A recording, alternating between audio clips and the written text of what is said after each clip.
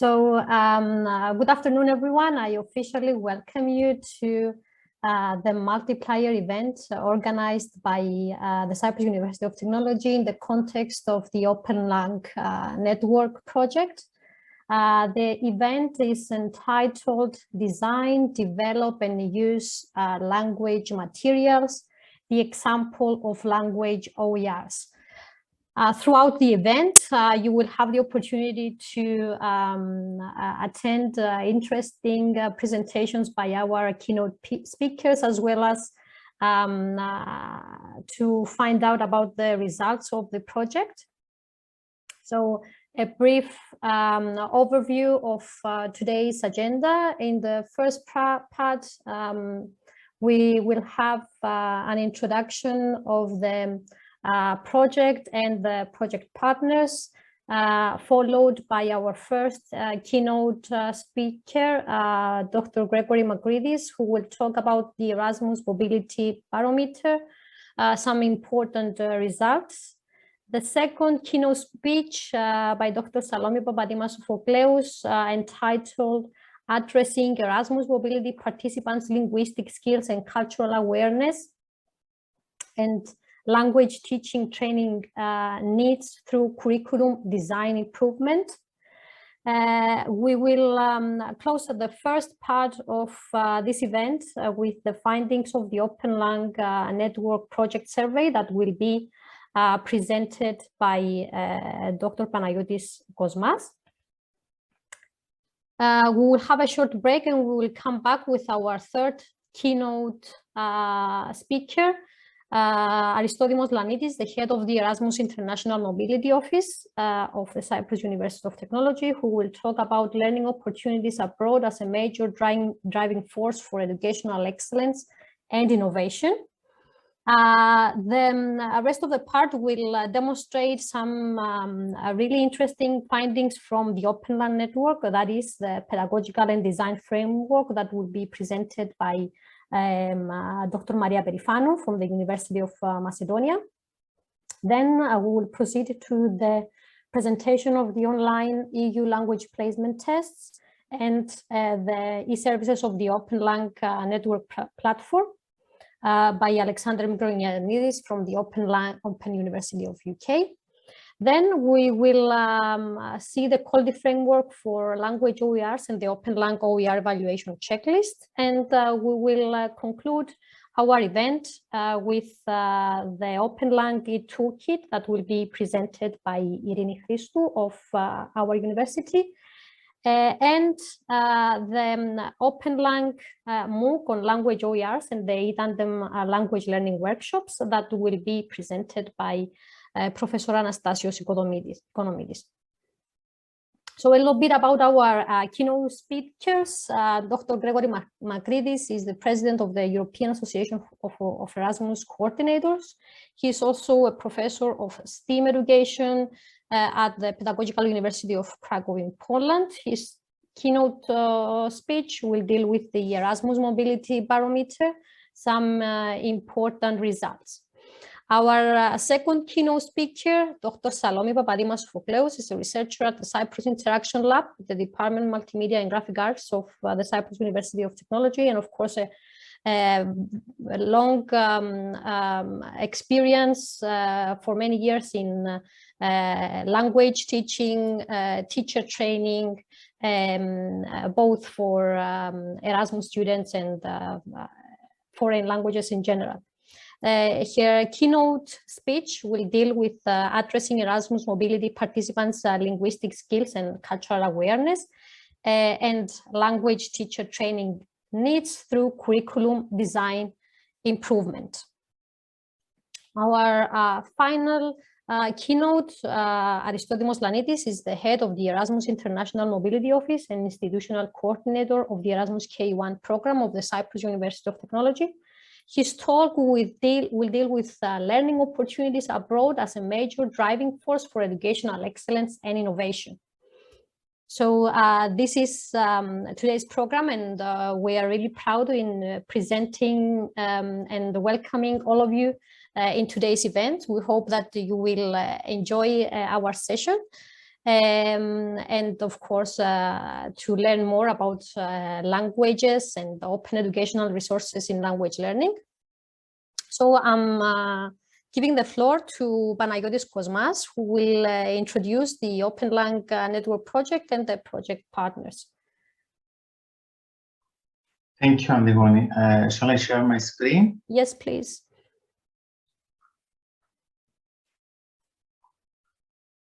A second.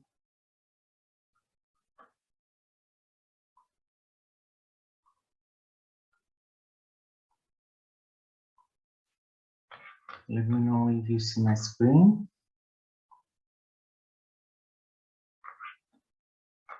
Now it's okay? Yes. Okay. So hello everyone. Thank you all for being here, and welcome to our today's multiplier event of the OPENLang Network project. My name is Panagiotis Kosmas. I was a member of the Cypriot team, a wonderful Cypriot team who have worked for this project. And before giving the floor to our invited speakers, I'll give you an overview of the project, which is actually the reason for our webinar today. So the project is an Erasmus Plus project for cooperation for innovation and the exchange of good practices under the action for strategic partnerships for higher education. The full title of the project is Open European Languages and Cultures Network. The project started September 2018 and it finishes hopefully by the end of this month. The OPENLang Network addresses the needs for linguistic skills and cultural awareness of Erasmus Plus K1 mobility participants, and covers also the training needs for the use, sharing, and implementation of open educational resources for language teachers. So our target groups is first the mobility participants, the people who participate in the mobility under the Erasmus Plus Key Action 1, students or higher education staff, adult and school education staff, youth learners, etc., that need to boost their language skills and cultural awareness. And secondly, the volunteer language teachers who actually will support those participants, offering their professional experience and receiving professional certified training on the creation, sharing, and use of open educational resources for language learning and teaching. More specifically, the objectives of the OPENLang Network are first to connect both groups, namely the mobility participants and the language teachers and trainers, in an interactive collaborative environment. This is actually the environment that we have created, and it will support more efficiently their effort to raise language awareness of the target mobility of the EU languages and develop European cultural knowledge covering all European Union cultures. And finally, to foster the open education European multicultural and multilingual vision to all OPENLang network members. The actual implementation of the project is divided in 11 outputs.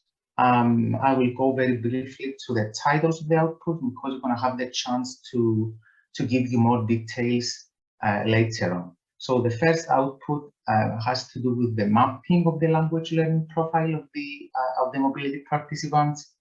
The output 2 is the pedagogical and design framework. The third output has to do with the creation of an online database of the 24 European Union language placement tests. The fourth output is the quality framework in order to select high quality open educational resources and practices. The output 5 is the creation of a toolkit, specific guidelines for language teachers and trainers on how to share some open educational resources and practices for language learning.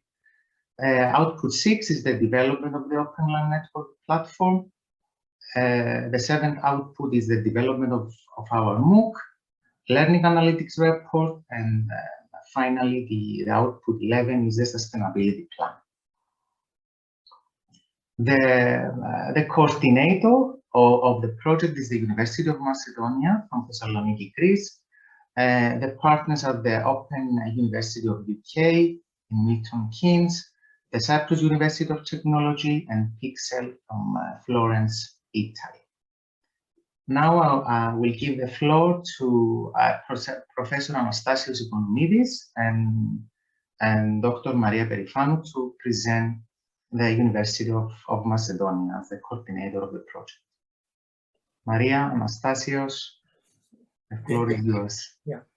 Okay, welcome everyone. It is glad to be here and have all these participants from all over the world. The University of Macedonia is the coordinator of the project, and the SMILE lab, where I'm the director, is taking care of the project. In the project, besides myself, is involved Dr. Maria Perifanu, who is the scientific coordinator of the project. So everything that has with the scientific research of the project is managed by Maria Perifanu. And we have also Dr. Katerina Zafilku, who is responsible for the technical part, for example, the website, analytics of the platform, etc. And Maria Tsirogianni, who is the project administrator. So the University of Macedonia is located at the north part of Greece in Thessaloniki. Thessaloniki is the second city after Athens. Here you can see some pictures from our university, as well from Thessaloniki. Our university has 8 departments, about more than 14,000 of students, and more than 200 teaching and research staff, the professors who teach in the classes. And we have totally more than 1,000, I think, projects. Now, with respect to the SMILE lab, the SMILE is the initials of Smart, Mobile, Interactive Learning Environments. So we do research on educational technology, online and mobile learning, augmented reality learning, on learning analytics, digital skills, digital competencies, open educational resources, language learning, MOOCs, massive online courses, etc. So we do research on all these topics, development of resources, of tools, and also training on all these topics. Currently, we are involved in various other projects besides OPENLang. So, for example, we are involved in TC4LT, Digital Competencies for Language Teachers, on DTEL, Digital to train PhD candidates on technology-enhanced learning, CARAT, that has to do with cultural heritage and augmented reality, PASTILE, that has to do with language learning, FESTEM is coordinated by CAT, and where Antigone is the coordinator, and has to do with women in STEM education. And finally, the TRINE project that has to do with telepresence robots for education. So, thank you very much, Anastasia. Next in line is our partner from Open University, Dr. Alexander Mikroyanidis. Thanks, Panayotis, and welcome everyone to this event. My name is Alexander Mikroyanidis, and I'm a research fellow at the Open University in the UK. And I'm also the technical manager of the OPENLang Network project. The Open University is one of the largest universities in Europe with more than 170,000 formal students. We have 38% of part-time undergraduates in the UK taught by us. 1 in 8 of our students has a disability.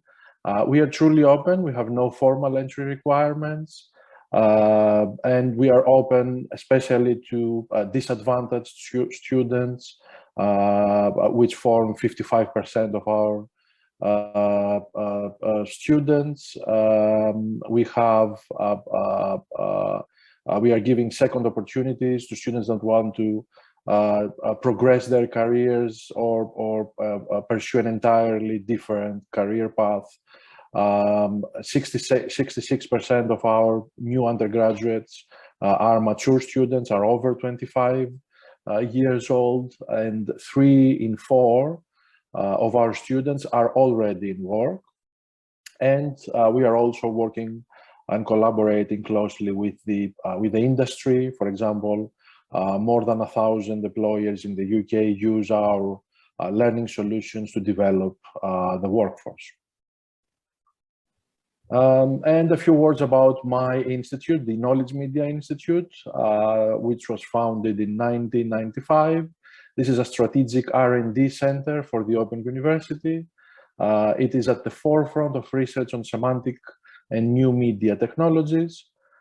We have currently about 90 people from more than 20 different nationalities, and we also have a thriving internship program. We are mostly externally funded from European projects and also from national UK funders. And we are focusing on grounded research, meaning solving fundamental problems by creating generic solutions which are applied to concrete user settings. And we also strive to have high academic and user impact at the same time.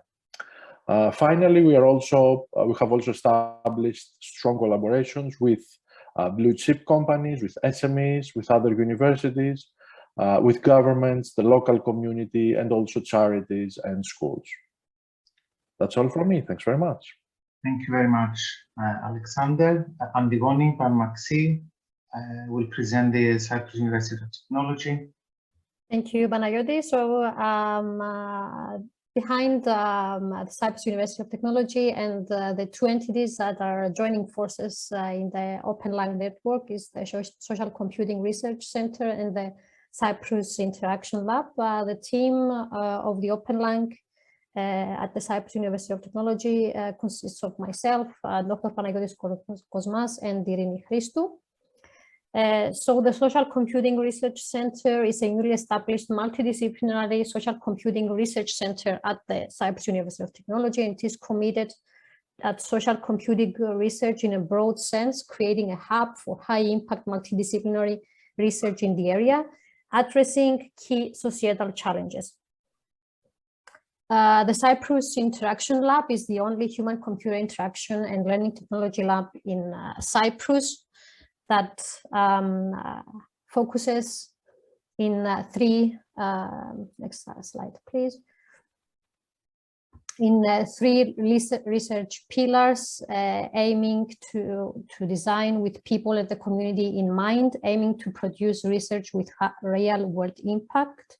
We seek to understand the significant supportive and mediating role of technology in promoting learning, communication and collaboration, social change and inclusion in varied circumstances and contexts. Also, research at the Cyprus Interaction Lab aims towards theoretical and practical frameworks in 3 thematic areas that we will see. First, the first pillar is embodied play and learning using technology. So the key question here is how playful learning can support and the use of technology can support eventually learning. The second pillar deals with interaction with design and learning spaces, where the key question is how we can design spaces that can support collaboration and support eventually learning in this context. And finally, inclusive design and social change using technology. The key question here is how we can use technology in order to support and include less supported groups in the learning and design process. Great, thank you, Antigone. Last but not least, our friend from Florence, Italy, Antonio Giordano. Thanks, Panagiotis. Hi, everybody, and welcome to this Multiplier event. It's a pleasure to meet you all. I'm Antonio Giordano. I represent Pixel, which is partnering the OPENLang Network project. We are a training agency located in Florence, Italy. And those are more or less our main activities, as we are involved in the organization of international education and training initiatives. Then direct submission and management of European projects. We provide our support in the submission management of projects funded by the European Commission. Then we organize international events and conferences in the field of education. In particular, we have 3 yearly conferences. One in March, which is the new perspectives on science education. Then a second conference which is in June, named after the future of education, and the last one, which is in November, innovation in language learning. Then we also organize international study visits, mobility, and exchanges. And it is a pleasure to be involved in this interesting partnership.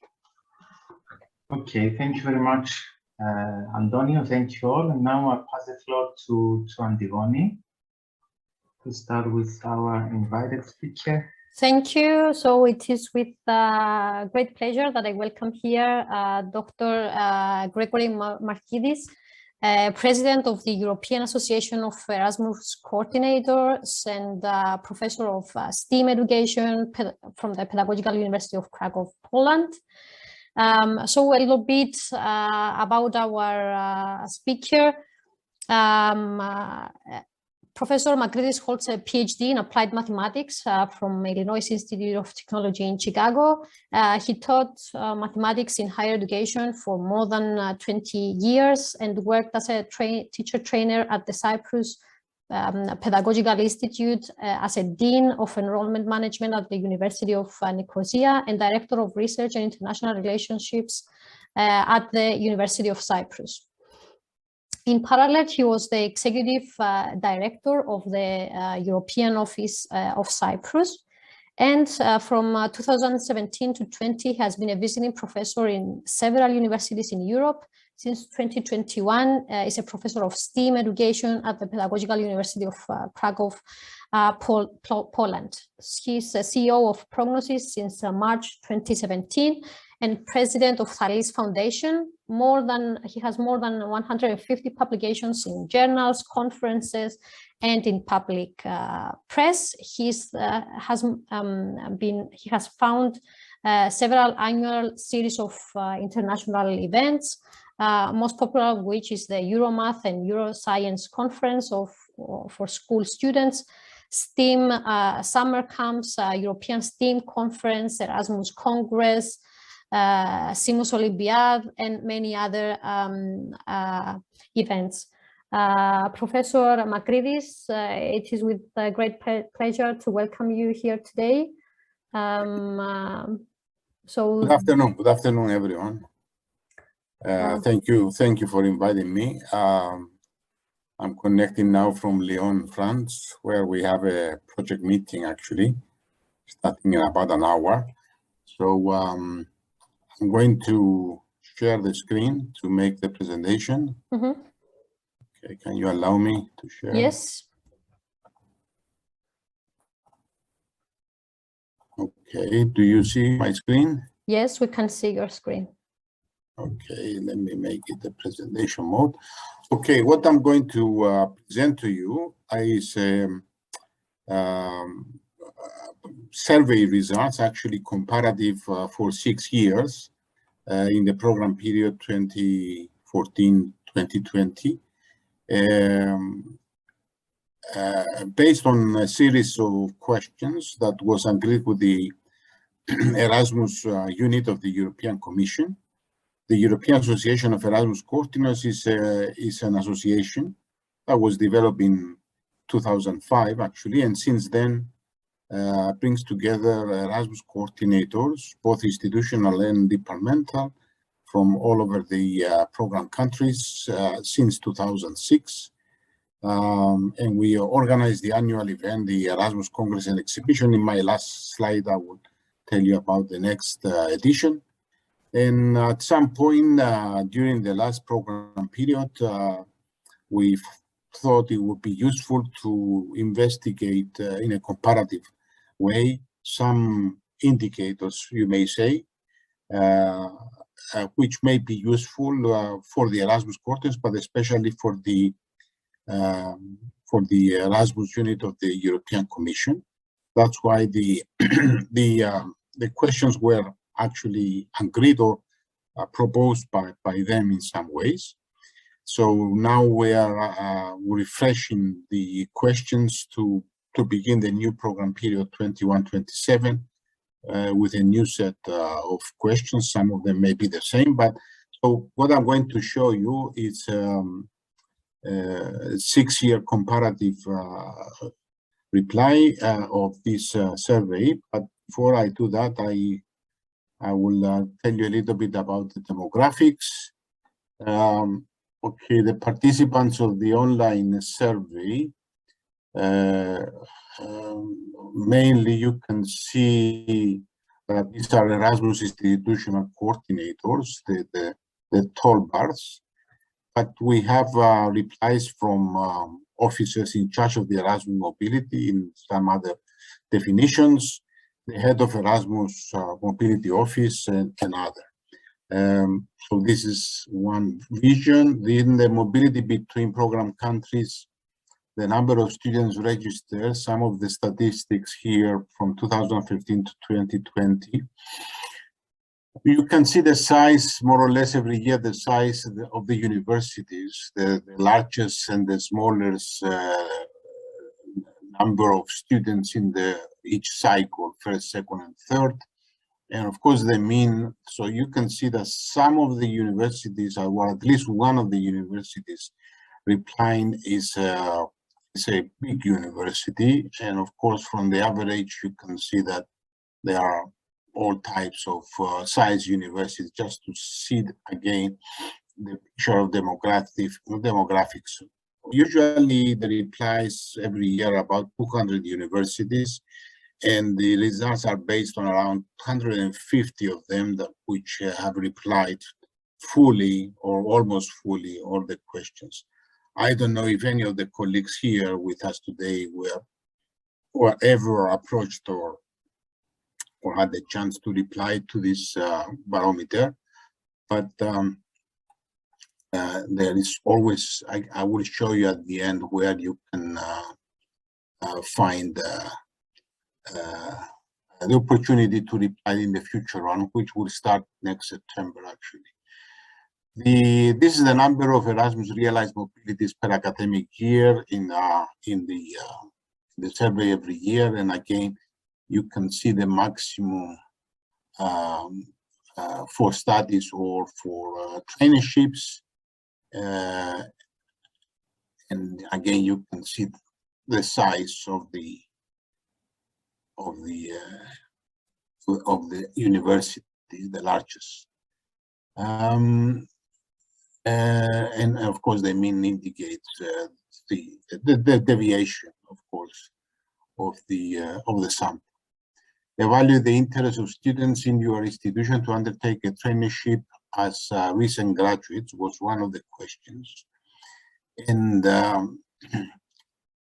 this is the reply from the Erasmus officers, of course, and you can see that in most universities, the interest is low. It's below 25%. That's why it's high. So this result shows that even throughout the years, from 2015 to 2020, so from right to left, there is no much increase. Maybe there is a little bit in 2020, but maybe this is because of the pandemic and there was maybe some interest in internships or whatever, but the interest in traineeship was kept low throughout the 6 years. Has your institution received more demands from participants with special needs for studies or for internship under the latest call compared to the previous calls? Again, here you can see from 2015 to 2020 what has been the reaction. So the long bar belongs to the answer no. So there was no much interest from people with special needs, and this is obvious. Why? Because they need special assistance. Of course, there is special additional funds for them in most cases, but still there is a problem. The biggest problem for mobility, of course, if you may know, is for students who have hearing problems, deaf students.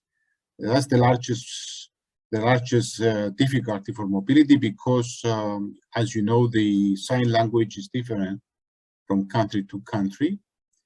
And if someone, let's say from Cyprus travels to Germany, even though they can meet deaf people who know the sign language or anyone who knows the sign language, they still cannot communicate. So even though there is an international sign language, they don't use. But I mentioned this, I highlight this because we have 2 such projects where we try to promote the international sign language to be learned widely, horizontally, not only to improve the mobility of people in Europe, but also for safety reasons, because the international sign language can be used for many, many reasons, for all of us, including us, in case of danger. For example, I don't know if you know the story about 3 years ago, where a little kid was adopted, was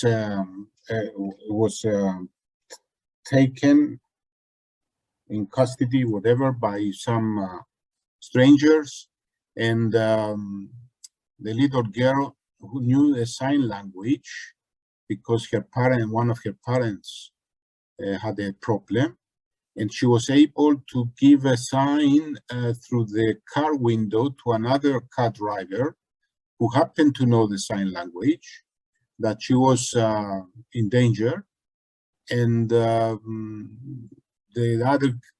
person called the police, and of course the girl was saved because of this sign language. So imagine if we all know the international sign language that can be used for safety, can save our lives sometimes. Anyway, let's go to participation and funding. Among all the students who apply for outgoing Erasmus students, what proportion has been selected for participation in the program? And here you can see that the 2020 is on the left in each year. Okay, the behavior is the same, but more or less, but this is above 90%. So the majority, in other words, have been selected for participation in the program. Of course, you can see a little bit higher in 2019, a little bit lower in 2020. Maybe this, we'll try to see if the pandemic has affected any of these behaviors. You can see in some questions, among all the students who apply for outgoing Erasmus traineeship, what proportion has been selected? We see an increase in 2020, maybe it was easier to select such students in 2020 because of the pandemic. Now, how many were materialized or not, that's another story. But this has been the behavior. The other, let's go to OLS, the online linguistic support. In your opinion, how useful is the OLS? Is the OLS language assessment? Well, again, one may see that in 2020, this has a sudden increase. And maybe the reason is the pandemic, because it was it required more online, let's say, support for language, and maybe this is the reason we see the increase. But other than that, you can see the behavior, which was increasing in 2019, but suddenly in 2020 it was increased. Then we go to the learning agreements. Did your institution manage to update its course catalog before the end of the previous academic year? And we can see that over the years, this has been increasing. The yes has been increasing, even though again in 2019 there is some decrease, but mainly it appears that most universities update their course catalog before the end of the previous academic year. In the past, I don't know if you remember, in the past before 2015, there were many problems with this, because these catalogs were not updated, and people have problems to find what courses to take when they go to another university, etc. Recognition has been improved over the years also, but in general, there is no problem for this from what we see. And the no's have been increasing, decreasing, and the yeses have been increasing. Whether they convert the grades obtained abroad by mobile students to home grades distribution, this has been improving also over the years. And of course, there are different methods now and grade distribution tables that are used by many universities. Is there room for personal interpretation and adjustment of grades? And of course, the no suddenly has increased, because I guess the methodology established over the years has shown that no manual interpretation, personal interpretation is necessary anymore. So eventually there is a methodology that reflects the adjustment of grades if needed in the process of grade conversion. Does your institution intend to produce ECTS grade distribution tables in the near future as advocated by the latest ECTS users guide? And of course, we can see the blue increasing over the years, more or less. And again, this is going into a steady state increase. Other things, do you get clear responses from your national agencies? Okay, again, over the years, this has been improving. I can understand why in 2020 there is a slight decrease in blue color in the very clear and clear, but this has to do, I suppose, with the pandemic, because there were a lot of confusion in some cases, a lot of double language, as we say. But generally, the national agencies had a positive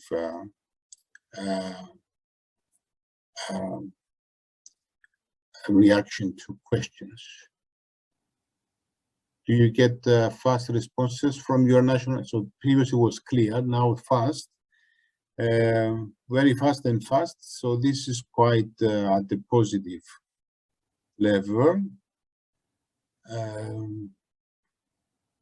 You can see the last one, the last blue in each case, which is a 2020. Maybe there is a small increase of very fast in the last 2 years, but then you see this shifted to the fast.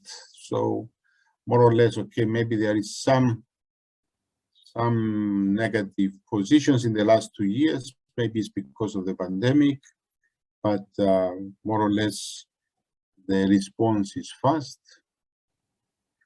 Let's go to another section of the mobility of the barometer, the mobility between program and partner countries. Did you apply under the last call for international credit mobility? That was the first question here. And you can see the blue, which is the yes. Generally has been increasing for international mobility. Is international credit mobility relevant for your internationalization strategy, if applicable? And we can see the blue steadily increased and remained. Which regions are most relevant for you to cooperate with? That was another question. Okay, we can see the most popular is Asia and European neighborhood, neighboring region, and has been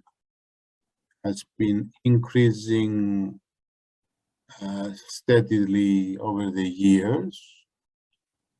Right, from left to right is the 15 to 20. In some regions, we can see that in some years it was more popular before, and now it's maybe less, but this gives you a picture of where most universities from this study are doing international mobilities.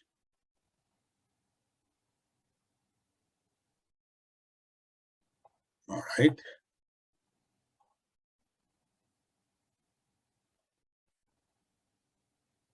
These were the questions I thought they were most important. The last slide here is to tell you about the Erasmus Congress and Exhibition. I don't know if you ever participated in ERACON, but the last session was in 2021. We had it in July in Varna, Bulgaria. The next one will be in Thessaloniki in June. Usually we have this conference in May, but because of the pandemic, we have been pushing towards the summer. So last year we had it in the last two years ago. Actually, we had it in Varna. We had to do it fully online. Last July we had it hybrid, and in June, next June, it will be hybrid. But I believe many people will be able to participate from what it looks like, I hope. So if you are interested to have the opportunity to meet other Erasmus coordinators, or to, we run also an exchange fair, promoting networking for new bilateral agreements, international agreements, etc. Usually we have a keynote speaker from the European Commission of the Erasmus unit. You can see the content from previous years if you like. You can see past conferences here, and you can see the content of every year. And there is an Erasmus poster design competition every year. So universities which use a poster design, or digital or not, to promote the program, the mobility, you you can submit it to participate. And of course, we organize parallel Erasmus staff weeks with cooperation of universities in the region, and you have the opportunity to use Erasmus money to participate in the conference.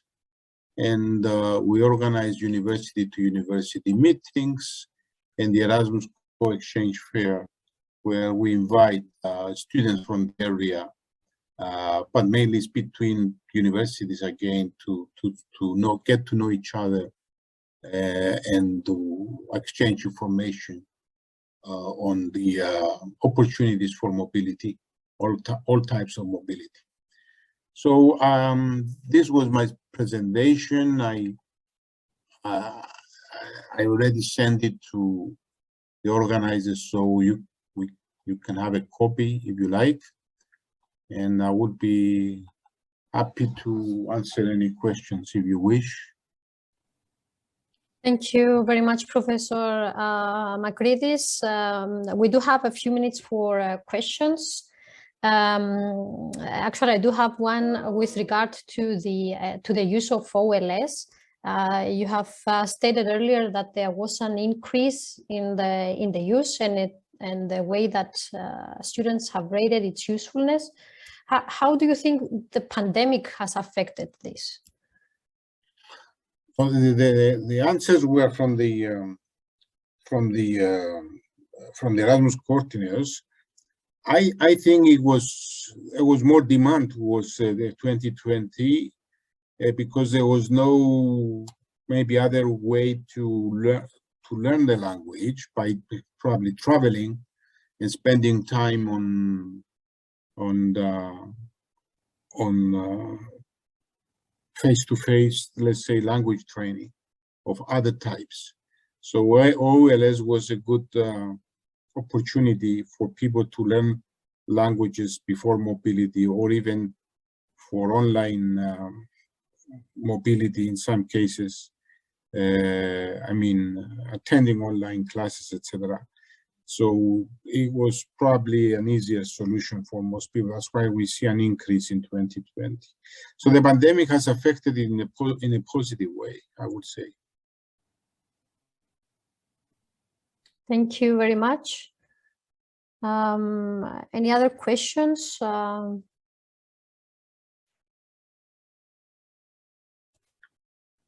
I don't know if the group here is people who are Erasmus coordinators, or they. I think we have various backgrounds. I think we have a question from Mertal. Yeah, can you hear me? Yes, we can hear you. Yeah, actually, it's not a question, but a contribution to the statistics that the presenter presented for us. The recognition of the ECTS points is always the problem in many countries. I don't know if it happens very often in your country, but in my home country, Turkey, it happens very, very often. For example, if there is a learning agreement between two Erasmus institutions, let's say the European University and Turkish University, then it is automatically a recognized curriculum in both sides, as far as I know from the regulations of the Erasmus exchange programs. But most of the time, the personnel, especially the academic personnel, do not want to recognize all the courses that the students participated in the host universities. And it just causes an extension of the semester for many of the students who benefited from the Erasmus exchange programs. I don't know if it happens in the other countries or not, but this is a very serious problem, because all of the participating countries and their institutions, I mean the higher institutions, recognize the ACTS regulations there, but they don't want to implement it. There is a kind of, let's say, in quotation, abuse of the regulations, I guess. What do you think about this? I mean, do you have the similar or same problems in your countries? I was just wondering about this. It's just a, as I said, contribution from my side. Thanks. Just a quick note from me, and I guess the colleagues can say about their countries, but this problem has been decreasing over the years. We had more problems years ago. According to the regulations, as you said, and is correct, the recognition from the time you make the mobility agreement, the recognition has to be there, confirmed.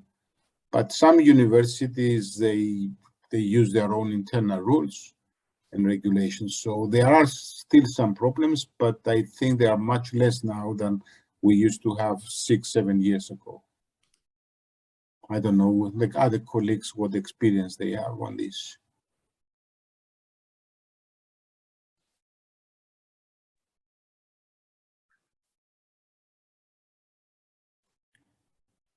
No comment from the others. We share more or less the same experience. I think that following strictly the ECTS guidelines offers somehow a path, a route for universities to align their courses a bit. I assume that ERDAL is still in the process in your country. In some cases, they recognize, they give the credits, but they don't recognize the correspondence to the specific program. That's another problem. Yeah. If I may, perhaps we don't have time, but very short explanation for this. Most of the academic staff is seeking for the same curricula or the same courses with the presented in their home universities. This is a very big problem because in the European universities, all the curricula is updated and they introduce new courses, but this is not the same case in the Turkish universities. So I think this is the main reason behind their act in non-recognition of the ECTS points there. Yeah, thank you very much for your. You can never have one-to-one correspondence in the. Yeah. This is almost impossible because of the. This is because of the science itself. Let's say. Usually, you have a minimum of 60% or 70%. It should be sufficient. Yeah. If the student is missing, let's say, one chapter, they should have the ability to catch up or cover it in one way or another. I think this should be stated somewhere in the ECTS policy or the ECTS regulations. I don't know if there happen some updated versions of this, but this must be included somewhere. Yeah. Well, the recognition is there, but they bypass this by saying, okay, I do recognize the ECTS credits, but I don't have to count it towards the degree sometimes. This is the bypass some departments have invented. Yeah. But anyway, things are much better than we used to have. Yeah. So thank you very much, Professor Makridis. Your presentation has been really insightful, and we are moving on to our next keynote. And I warmly thank you very much, and good luck with your project. Thank you very much. Bye-bye. I warmly welcome Dr. Salome Papadima-Sofokleous to the next keynote. So a little bit about our presenter. Dr. Salome Papadima is a researcher at the Cyprus Interaction Lab. She has been the Language Center Director and MA in COL, Computer Language Learning Coordinator. She retired recently in May 31st, 2021.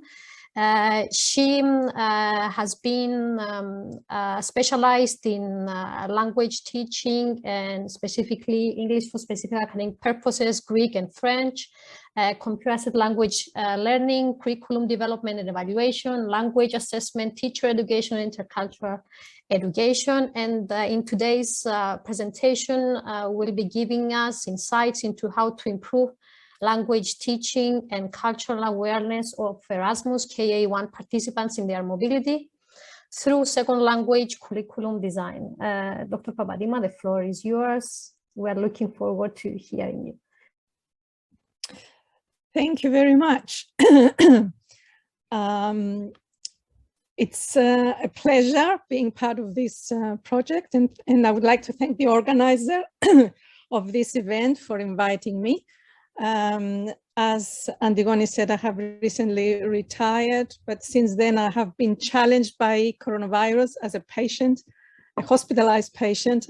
So this is my first coming out of my coronavirus shell. So you can see I'm coughing. So hopefully I will go through this presentation successfully. Thank you for your patience. As you can see, Salome, we are so happy that you're here today. Really, I'm so happy that I can see you and to see you well. Thank you very much. Thank you. Thank you very much for accepting the invitation. I will try and go back on my to find the first. In the meantime, just letting everyone know, even if you have already registered before the event, can you please fill in the form that is being shared in the chat? Thank you. Salome, the floor is yours. Okay. Can you see my presentation? Not yet. Not yet. Oh, so there must be something going wrong here.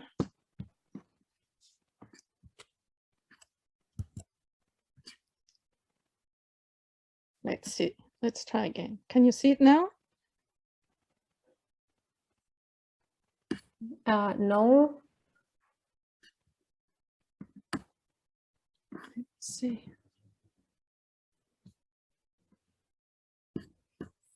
Yes, we can see it now. Can you see it in its power presentation mode? We can see the full screen with no notes. Yeah. It's perfect. Great. Okay, we can start then. All right. After this overview that my colleague Grigoris, we used to be working at the same university some years ago, has given us, I will go to a presentation which is more, which is closer to the aims of the OPENLang network. So I will address the Erasmus mobility participants' linguistic skills and cultural awareness and language teacher training needs through curriculum design improvement.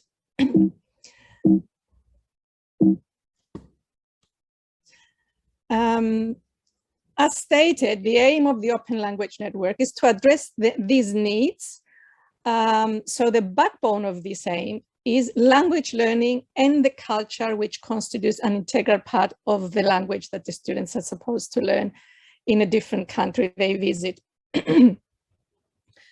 As we all know, language learning and cultural awareness is of great support to Erasmus participants in their mobility. So the question is, how can we achieve appropriate language teaching and cultural awareness to help them? One way that I will suggest today is through appropriate curriculum design. Second language curriculum is based on first current theories in learning. And these days we all hear about constructivism, social constructivism, connectivism, etc. It's also based on language teaching methods, communicative, beyond communicative, task-based, etc. And curriculum design, which puts everything together in a systematic and organized way. Second language curriculum design should take into consideration the needs of particular participants, the contextualized, communicative, interactive situations mobility participants will participate in, and make sure it encompasses language learning and cultural awareness, which would help them in their communication in another language and in their understanding of another culture.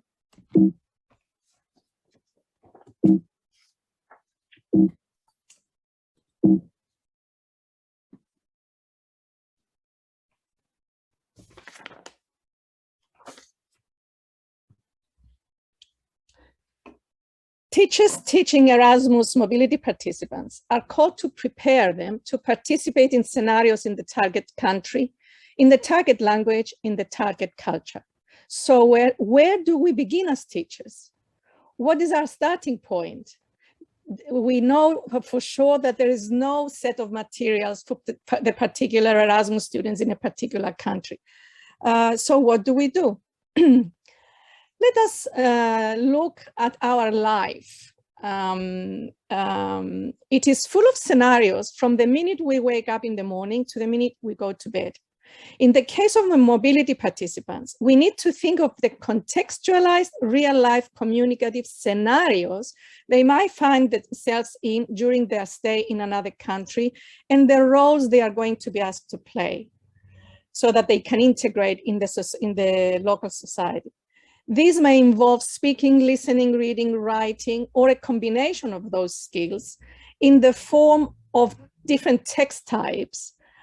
But before talking about some specific content, context, and scenarios, let us briefly talk about our starting point I mentioned before.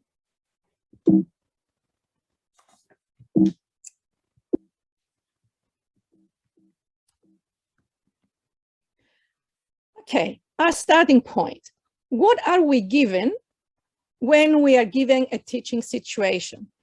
We are given a set of materials in the form of, they can be printed, they can be digital, they can be both, either prescribed, this is what you get, this is what you have to use, or chosen. In some countries, they have the opportunity to choose their material they want to use.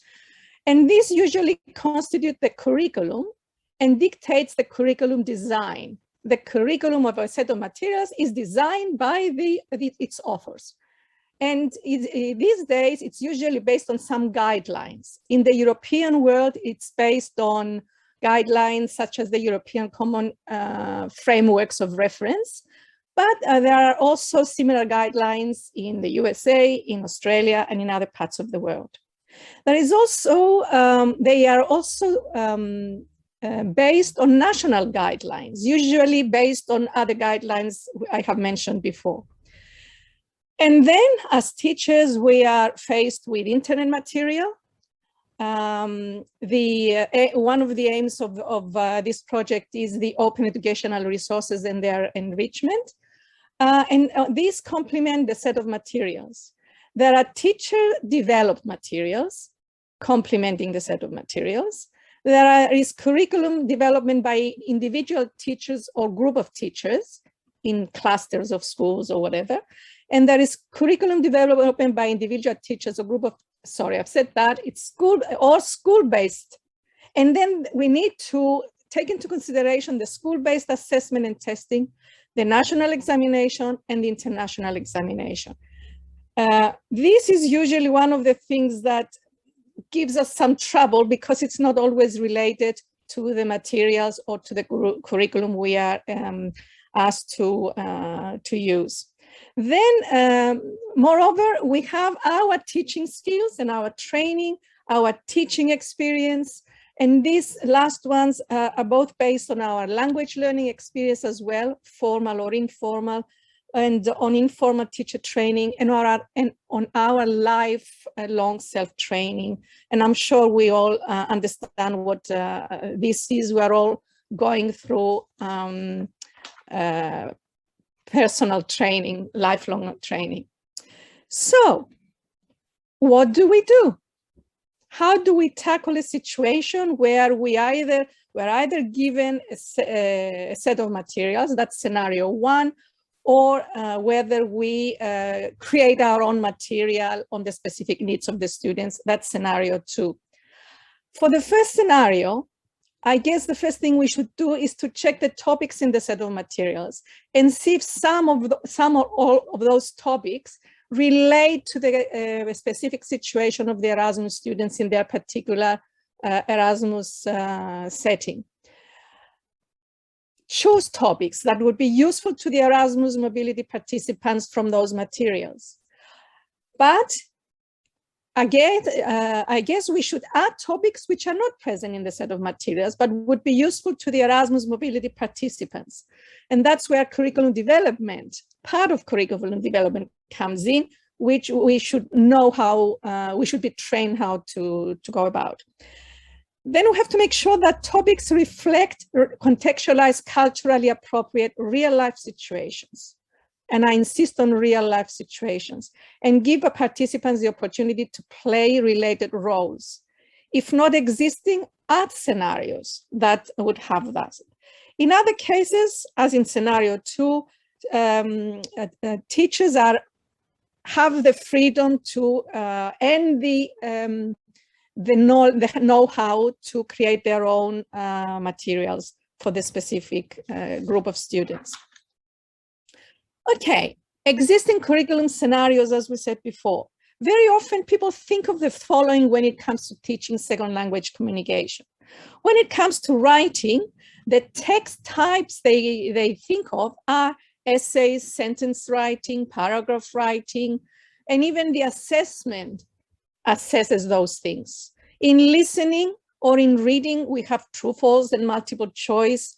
In learning tasks or in the assessment tasks. In speaking, it's mainly pedagogical, and they are mainly dialogue and conversations, very often being parroted or learned by heart. But the question is, do the above reflect real life text type use, and which include those skills?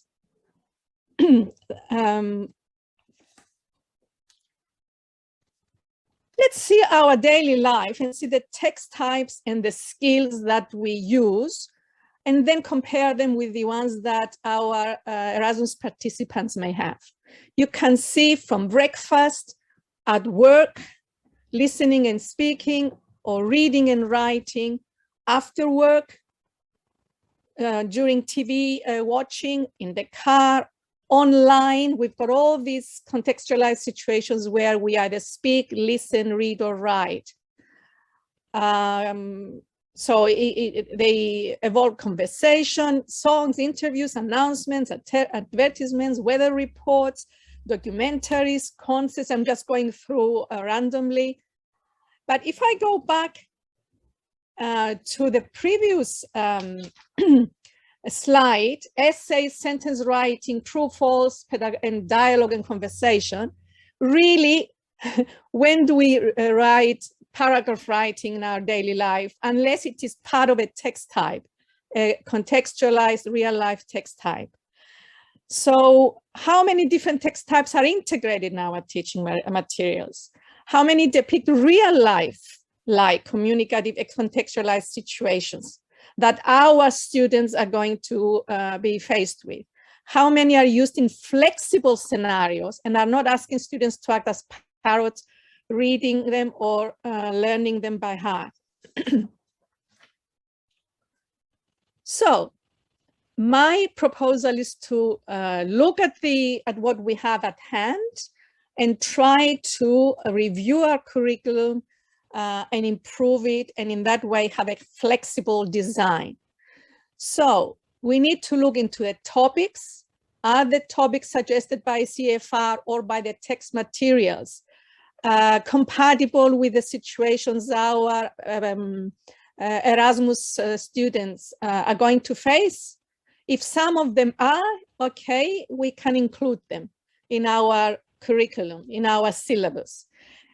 Are there contextualized situations, scenarios, and roles? Text types that depict all of that. Communication purposes. And I would like to make a point on that. Not learning purposes, not pedagogical purposes, but communication purposes. What they are going to be able to do outside in the world. What they are going to aim in class. Language skills, as I mentioned before. Language aspects, grammar and vocabulary, which will help in contextualized situations. Aspects are not the aims per se. Even if you know, I am, you are, he is, she is, we are, you are, they are, you're not going to go out in the world and say it like a poem. You have to be able to use it in a contextualized situation to communicate with people. Same with cultural and intercultural aspects. This one may be good luck in some cultures, but it may be very offensive in other cultures. So we have to be very careful and integrate the cultural aspects in language learning. And of course, the learning theories and teaching methods, which, if they are the most current ones, do support everything that I have said so far. And of course, assessment should reflect the contextualized situations and the scenarios the students are going to be asked to play roles in real life. If they go to Cyprus and they are going to be going to restaurants, or they are going to be going to their studies, they should be able to communicate in those situations. Now, I highlighted contextual situations, scenarios, and roles and assessment.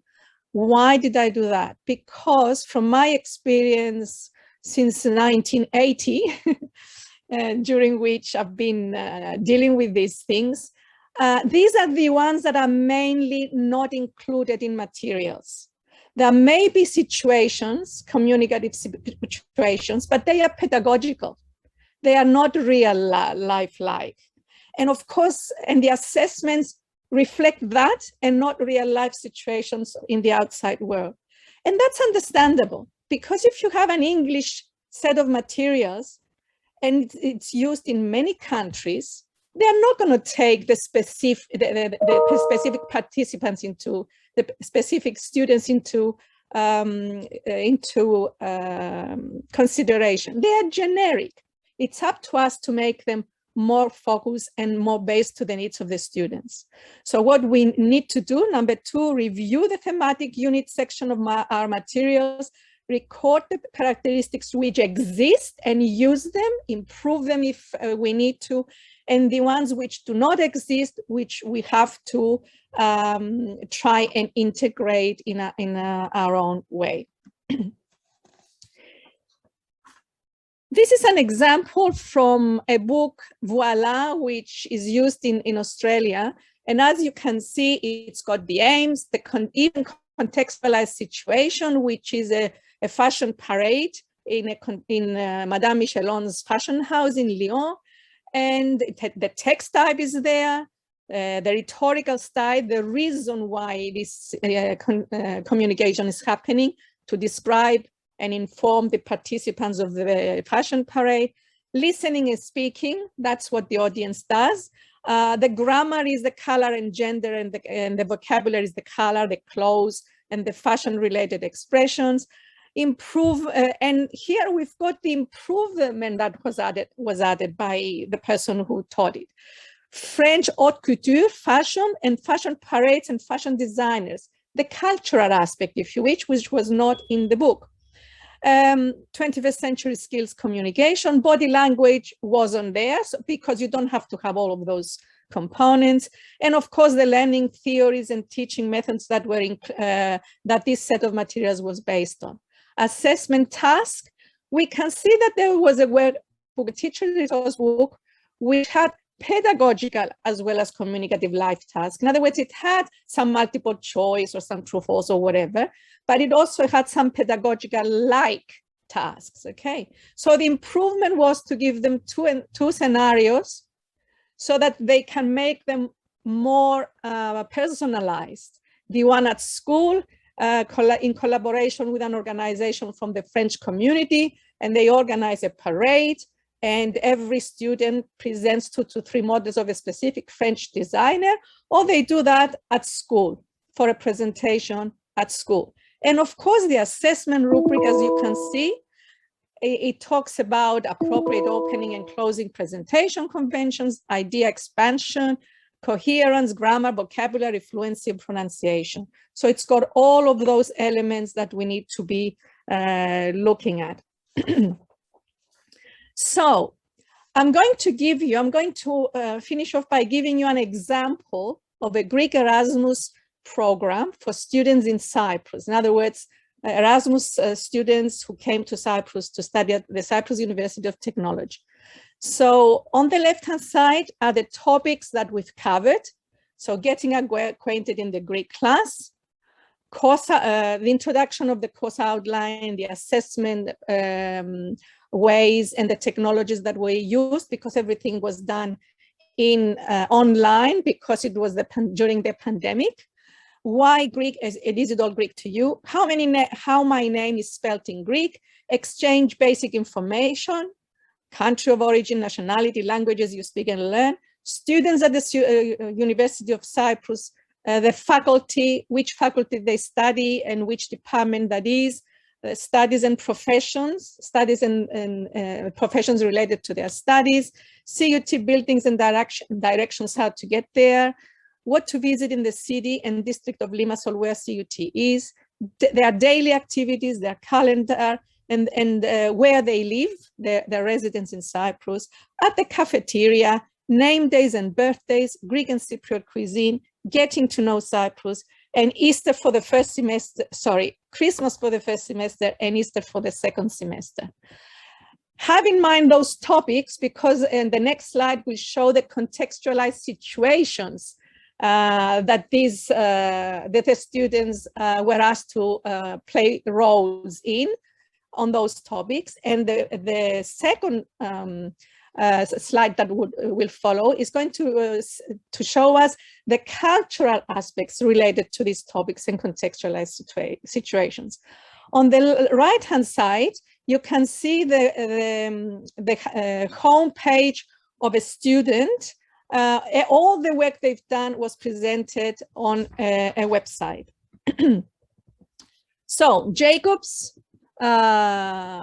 website, and these are the contextualized real-life communicative situations and scenarios in the Greek class. Remember the topics?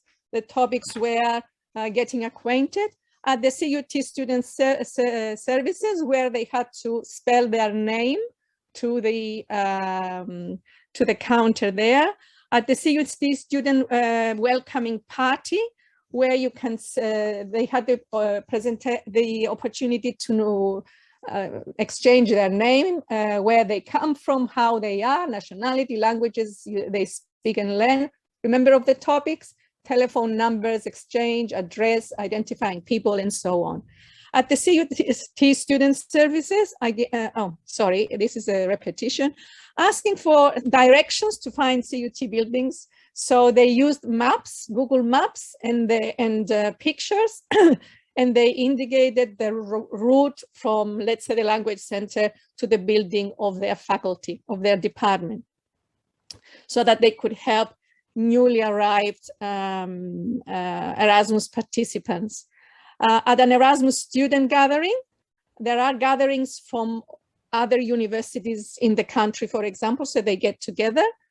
At the cafeteria, where the contextualized situation was that Andrea's name day, so it was Andrea's name day, so that he took them to treat them at the cafeteria. So they ordered and they celebrate and wished him happy name day.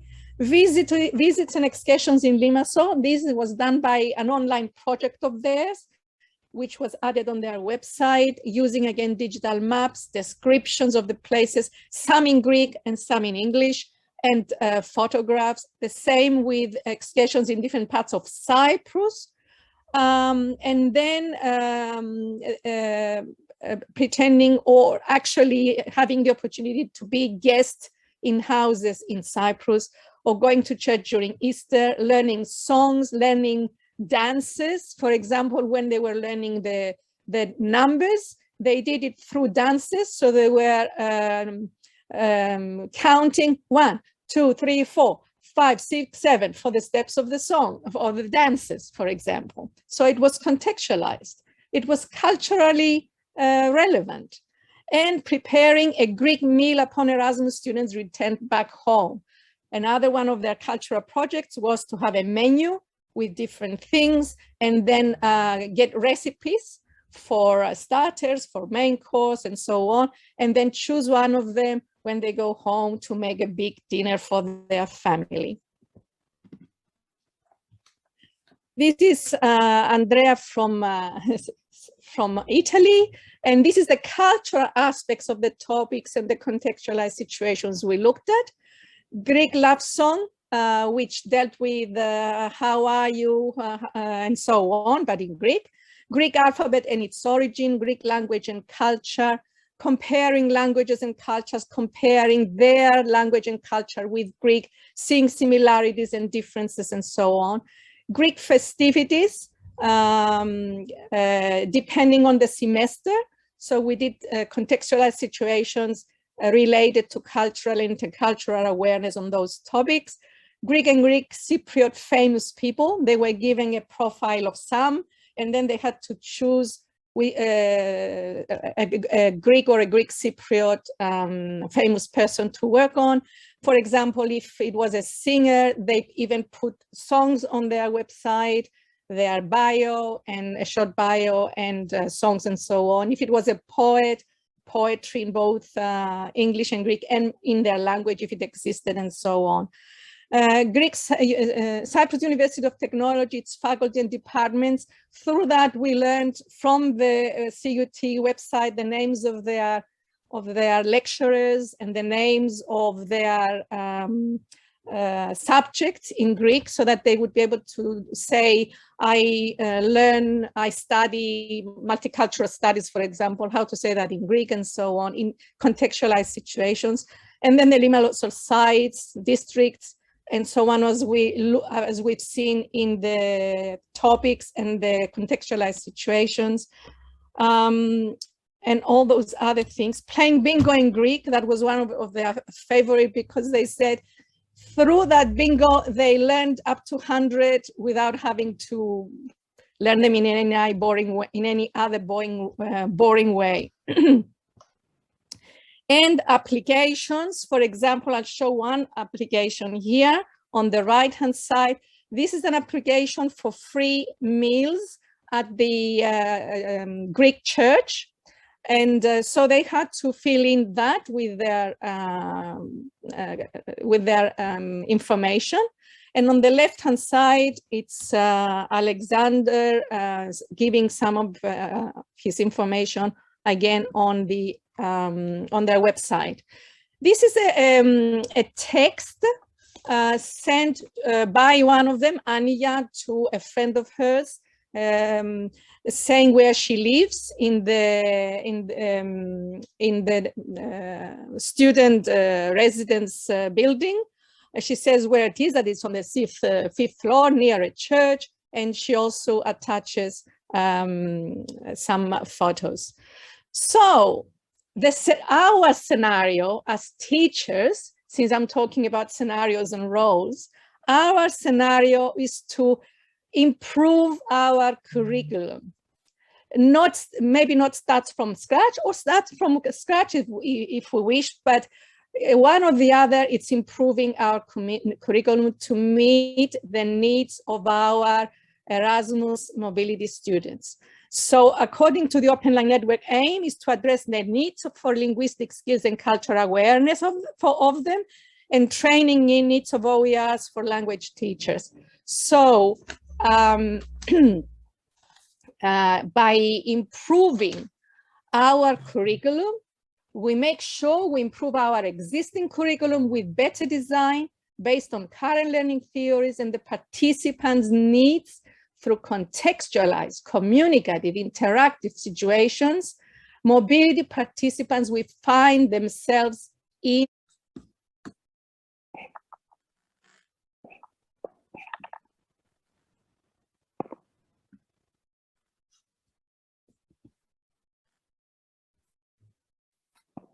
Can I ask?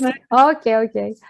Thank you so much, Salome. It was a wonderful speech, very insightful, and I'm really thinking about all these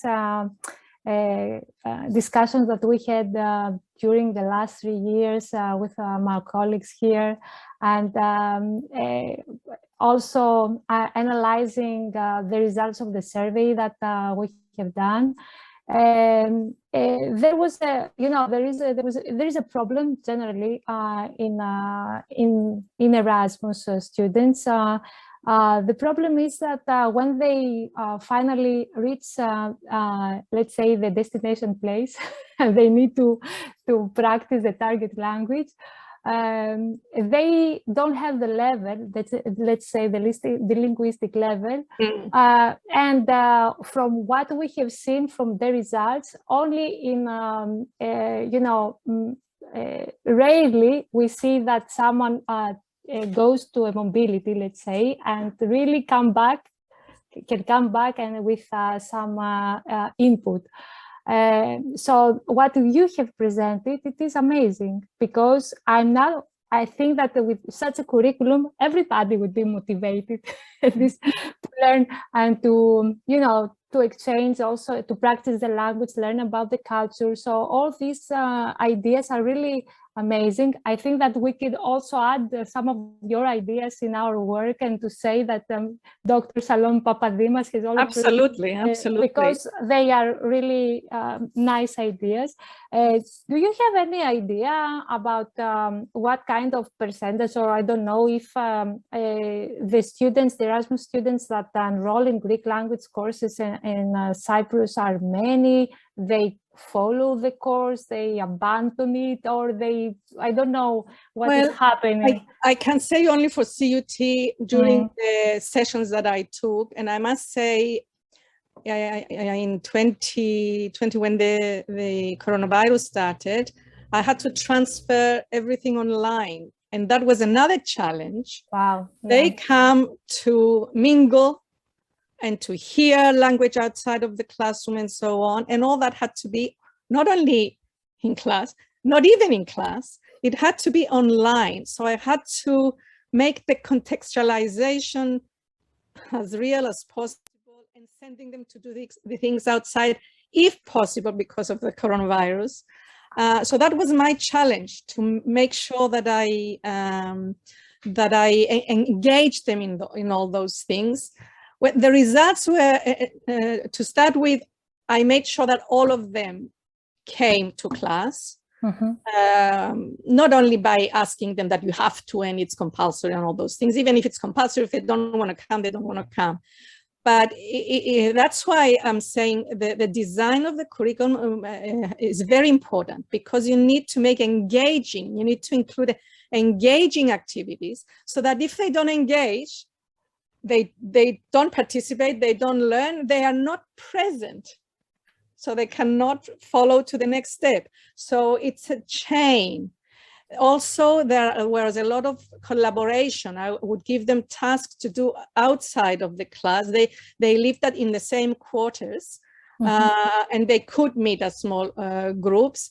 And so they practice all those things together and so on.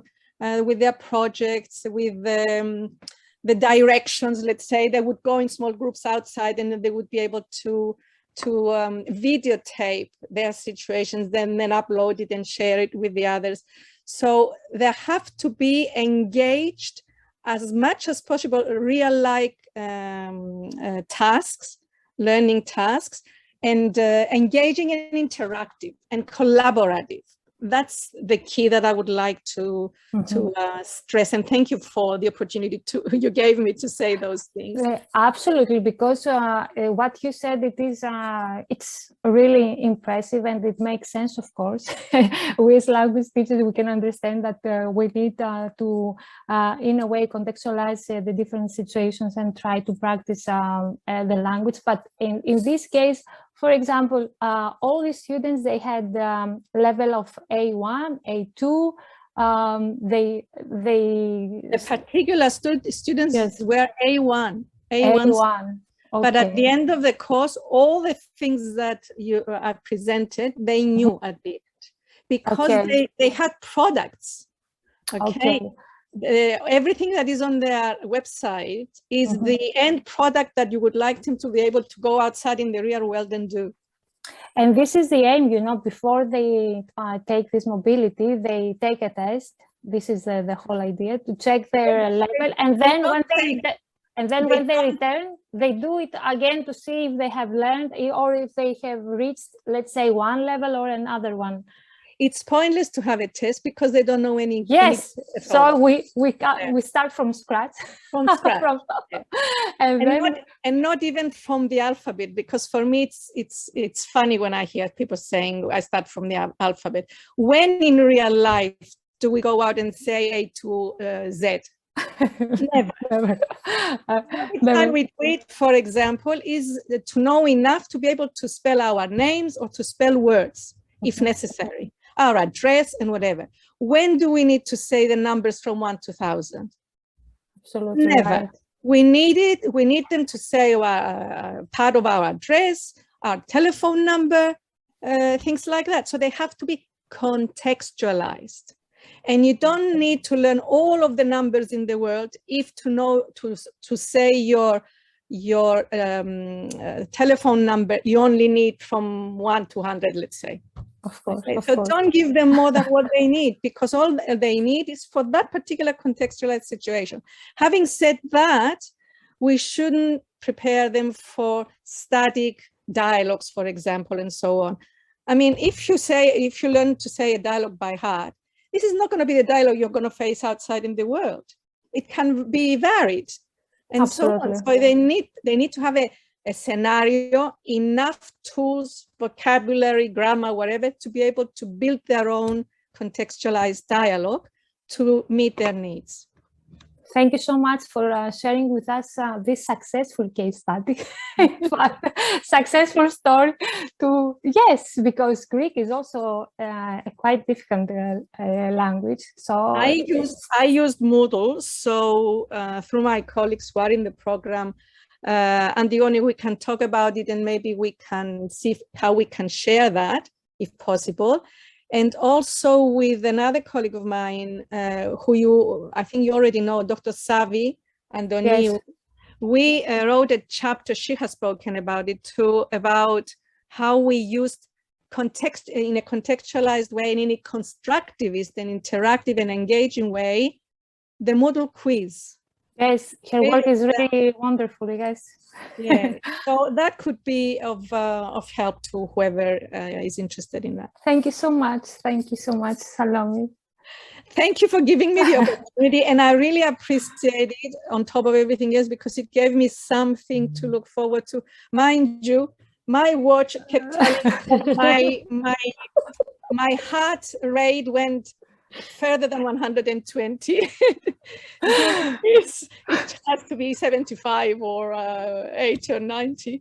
You look wonderful. Everything is fine. Just enjoy life now. Forget all the bad things. Exactly. So yes. Thank you for giving me a purpose to engage.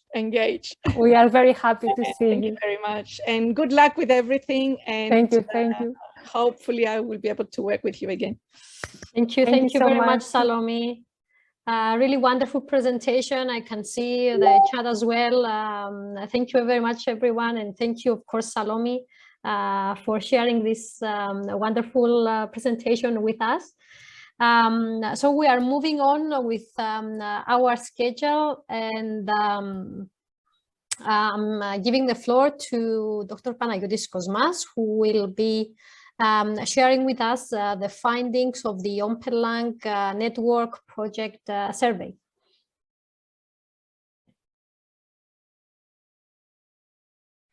And I remind everyone on filling in the registration form that is shared in the chat. Okay, can you see my screen, the full presentation? Yes. Okay, great. So it's me again.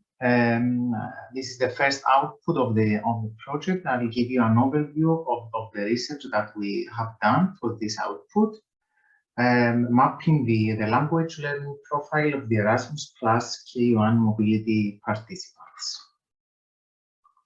So the aim of the first output of the project is to identify, analyze, and present the needs of the people who were involved in the mobilities under the Erasmus Plus Key Action 1, and focusing on the language and cultural needs of those people.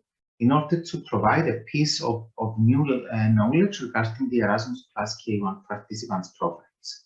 Our overarching aim is to emphasize the need for building new strategies and new policies in order to further facilitate and enhance the mobility in the context of Erasmus Plus. And finally, to enhance the idea of multilingualism across Europe. We believe that our results and this deliverable of the first output will inform people who want to participate in mobility about some possible language and cultural requirements and before their mobility, and that's the reason we have created the interactive environment, the platform, based on the specific needs of those people. I would believe that our conclusions will be also helpful for higher education institutions and some national Erasmus Plus offices or other Erasmus Plus officials, and because the conclusion will help them to design better Erasmus Plus policies and strategies to enhance further this experience, this mobility experience for the participants. So about the methodology, we adopted a mixed research method approach. We have collected data through an online survey, through some semi-structured interviews with key stakeholders in the 4 countries of the consortium, UK, Greece, Cyprus, and Italy. Specifically, the aim of the question is not only to address the needs, language and cultural needs of the participants, but also to find out their motivation, expectation, and challenges that they faced during the mobility. And for that reason, the questionnaire was divided in 4 different parts, including questions regarding their profile, regarding their expectations and benefits that they acquired during their mobility, language and cultural needs, and also some learning preferences of the participants in an online learning environment to learn a foreign language. As I said before, we have conducted interviews in order to collect additional information for identifying linguistic and cultural needs of the participants. We have conducted in total 9 semi-structured interviews with key stakeholders, representatives of organization, and some stakeholders from European Union KU Action on Mobility activities in higher education, vet schools, etc. These are the results we have received so far. The questionnaire, the online survey is still open for 1 more week. So we are collecting the data. We have received so far 497 responses in total. We have included in our analysis the 282 fully completed questions, and actually the people who participated in short-term mobility or long-term mobility. We have participants in the questionnaire from 32 countries. Most of them were higher education students who participated in mobility in the context of their studies.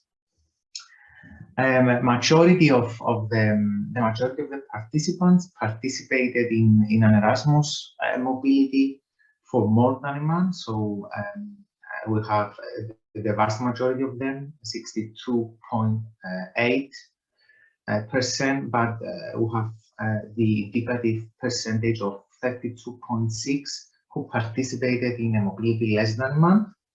And we consider in our results also the short-term mobility participants, because usually refers to some education, higher education or school staff participants. Regarding their motivation to participate in mobility, it seems that the vast majority of them, 68.2%, participate in mobility to gain academic work or study experience in another European Union country, while other reasons include to improve their academic or professional qualifications, to improve their language skills, or gain language skills for specific purposes. Regarding the linguistic challenges that participants faced during the mobility, it seems that the biggest challenge is to communicate in everyday instances, 45.3%, and other challenges include the difficulty for people to understand the academic language in the host country, or some other regional accents or dialects. Regarding the participants' learning preferences in an online learning environment, the higher percentage prefer the information to be presented in a visual way, see almost the 70%, and a smaller percentage of people who responded to a questionnaire prefer other ways of learning in an online learning environment. Now about the qualitative data that we received from interviews, our thematic analysis focused on the following themes: linguistic needs, cultural needs, benefits of the mobility, and some useful recommendation for us in order to create the environment for those people. According to the responses obtained from the qualitative data set, it seems that linguistic and cultural needs of both incoming and outcoming students is an important factor for a successful mobility. And as interviewees said and mentioned, these needs and probably challenges affect their expectations and their motivations to participate in this kind of mobility. Interviewees argued that mobility offers a lot of opportunities to the participants to develop their personal or academic skills, such as developing collaborations and networking. Their adaptability is very important, intercultural communication, improvement of language skills, professional opportunities to work in another European Union country. Of course, their communication skills and language skills, and of course the developing of their academic competencies. Now, combining to conclude, to sum up, combining the results of the questionnaires and interviews, we found that the participants of the Erasmus Plus K1 mobility need linguistic support before and during their mobility, and the linguistic needs for both outgoing and incoming participants is an important factor that we need to consider for an effective and successful mobility. And this is the main. It seems that this is the main priority of the participant based on our results from the questions and interviews. Last, the Erasmus Plus participant responded that would enjoy the use of an open educational resource in order to enhance their language skills. As I said before, the questionnaire is still open, so if you have experience with short-term or long-term mobility, would like to share with you the online survey, and we would love to receive your experiences and your thoughts about this experience. I will share with you through the chat the online form, the online survey. Thank you very much. Thank you very much, Panayoti. You can find the link to the survey in the chat. Yeah, just sharing. If there are any questions or comments regarding these findings, regarding the OPENLang survey, would love to hear from you.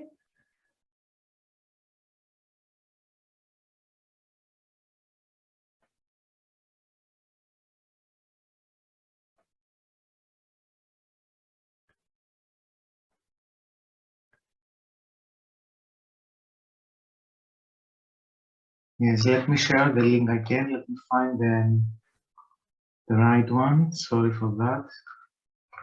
For a reason, it seems that it's not open. Give me a second to find the...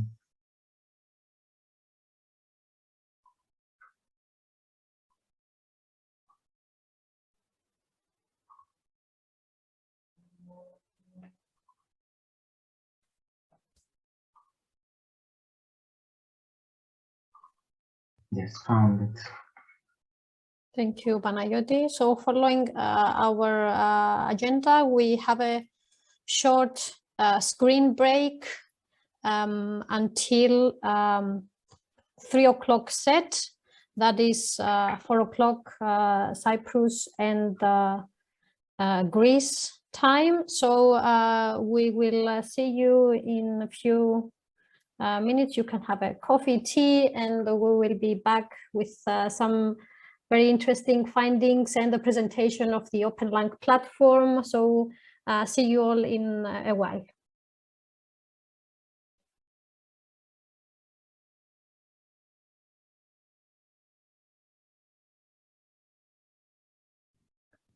The recording. So hi everyone, I welcome you back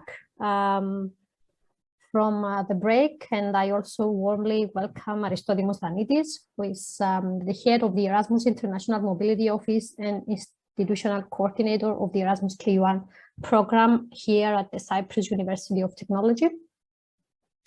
Aristotle, thank you for accepting our invitation, and we are looking forward to your keynote, Learning Opportunities Abroad as a Major Driving Force for Educational Excellence and Innovation. In the meantime, I remind those who have just joined to fill in the registration form that they find in the chat area. Aristotle, the floor is yours. Thank you, everyone, for the invitation. Thank you, everyone, for taking the time to listen to my presentation. Actually, the topic we are going to discuss, internationalization at university, is something that is more or less very established in the last couple of, I can say 100 years, but what I'm hoping with my presentation is to, and what you are about to see or hear, more or less of what the universities are doing all this time, but hopefully I will provide a new perspective to these actions. So, looking at the topic of studying abroad or traveling or having a learning experience abroad, the first things that comes to mind is looking a bit philosophical on the question, is that a major driving force in human existence is what we perceive to be our physical and spatial freedom. So whenever we feel free to do something, so we have freedom of movement, let's say, or we have a freedom of opportunity, this perceived freedom drives our actions. I'm going just to demonstrate a bit of the way we think here at CUT is that 330,000 years ago, we all lived in secluded tribes with limited mobility opportunities, both physical and, of course, spatial. And so the technology that people used 30,000 years ago and the level of innovation or the level of creativity required to live in such an era was very limited. 5,000 years ago, the major trade routes have been discovered, so people started traveling and exploring the then known Earth. So you can imagine that people devised technology that helped them progress on their trading routes. 500 years ago, our societies built on and created the mass transportation. So they created technologies for people to drive and to move in mass. So 500 years ago, the first, let's say, automobiles or the first means of, let's say, public transportation happened. Just 50 years ago, air transportation became a reality in our society's lives. So just imagine only 50 years ago, and what now we consider an established way of traveling, airplanes and air transportation, 50 years ago was being introduced in the mass transportation system. Now we are exploring digital and virtual worlds, so the technology moved in order to evolve in a way that it could accommodate our perceived level of freedom. And in the future, no one knows what is going to happen. Maybe we are going to be teleporting each other to different various places. We asked students, and of course, looking at the literatures, there are some specific skills related to learning abroad. You know, moving from one place to another for learning. So we have, on the one hand, cultural awareness, which is and adaptability, who are now considered to be invaluable in societies and in our work environments. Problem solving and creativity is highly linked to living and studying abroad. Now the world that is increasingly requires to be meeting people outside of your local community. So we have multicultural engagement as a key variable for predicting later career success. So students that they can engage in a multicultural environments is more highly likely to succeed in their careers. And also, it's not only about having a career, but it's also about having a life, and this balance between work and home and having a life. So all these skills students can encounter when they move for study mobility or learning an internship abroad. On the political level, we have the declaration of President Macron in Sorbonne. This is something that we, the Erasmus offices, would like to quote many often, is that what the Erasmus program or what the mobilities, learning mobilities or studying abroad mobilities bring is that it is this collegial life together that you will experience in Paris, Milan, Berlin, and Gdańsk. This is what Macron said about when talking about the future of Europe and the future of education in Europe. Meaning that if one of the main characteristics of Europe after the Second World War was that willingness of people or different countries, different nations to work together and learn together as well.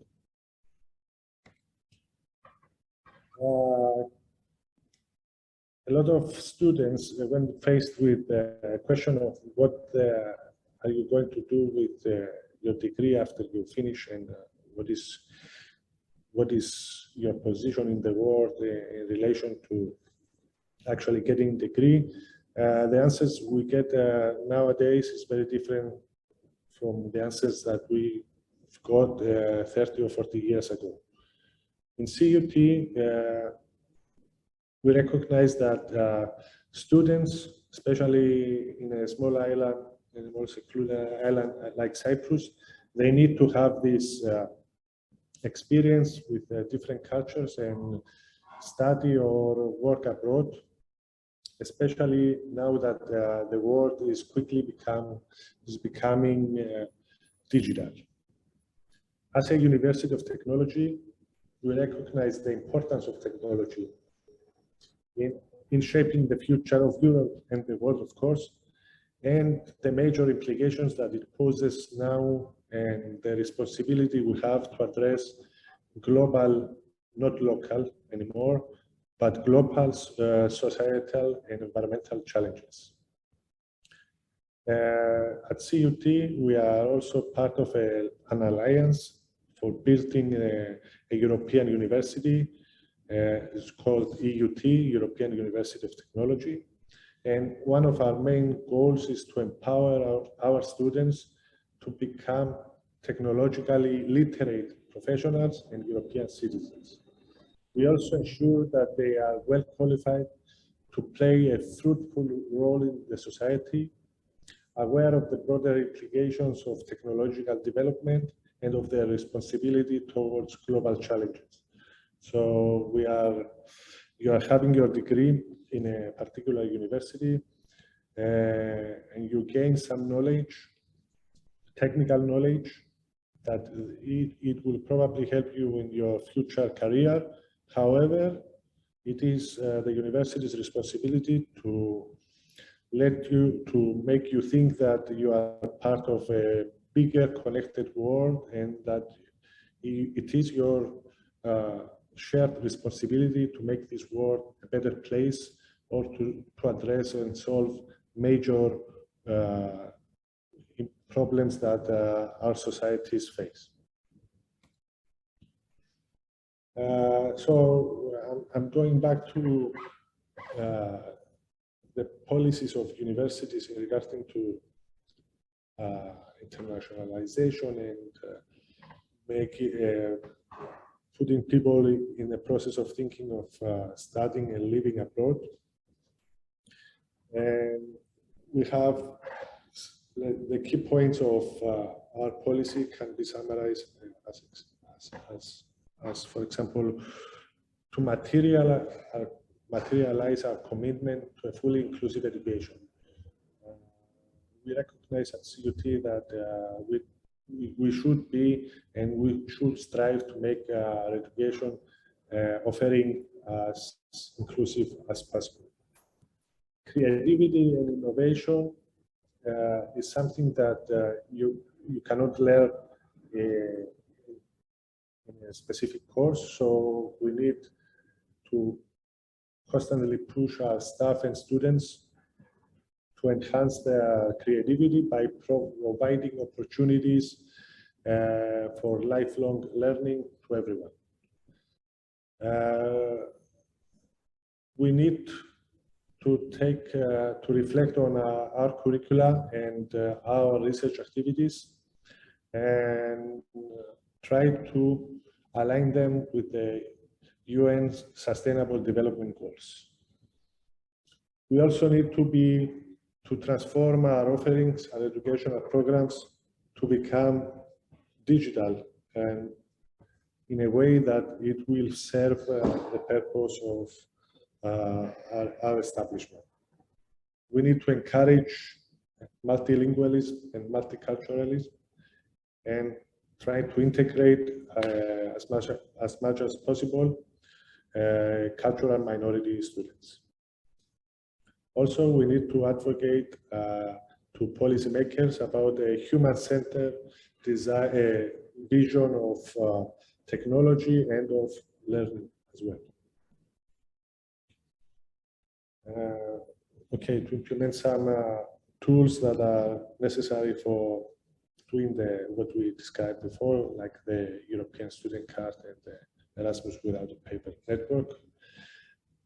Very important is not only our educational offering, we also need to support our academic learning center to introduce innovative and inclusive pedagogical frameworks to enhance the use of blended learning. The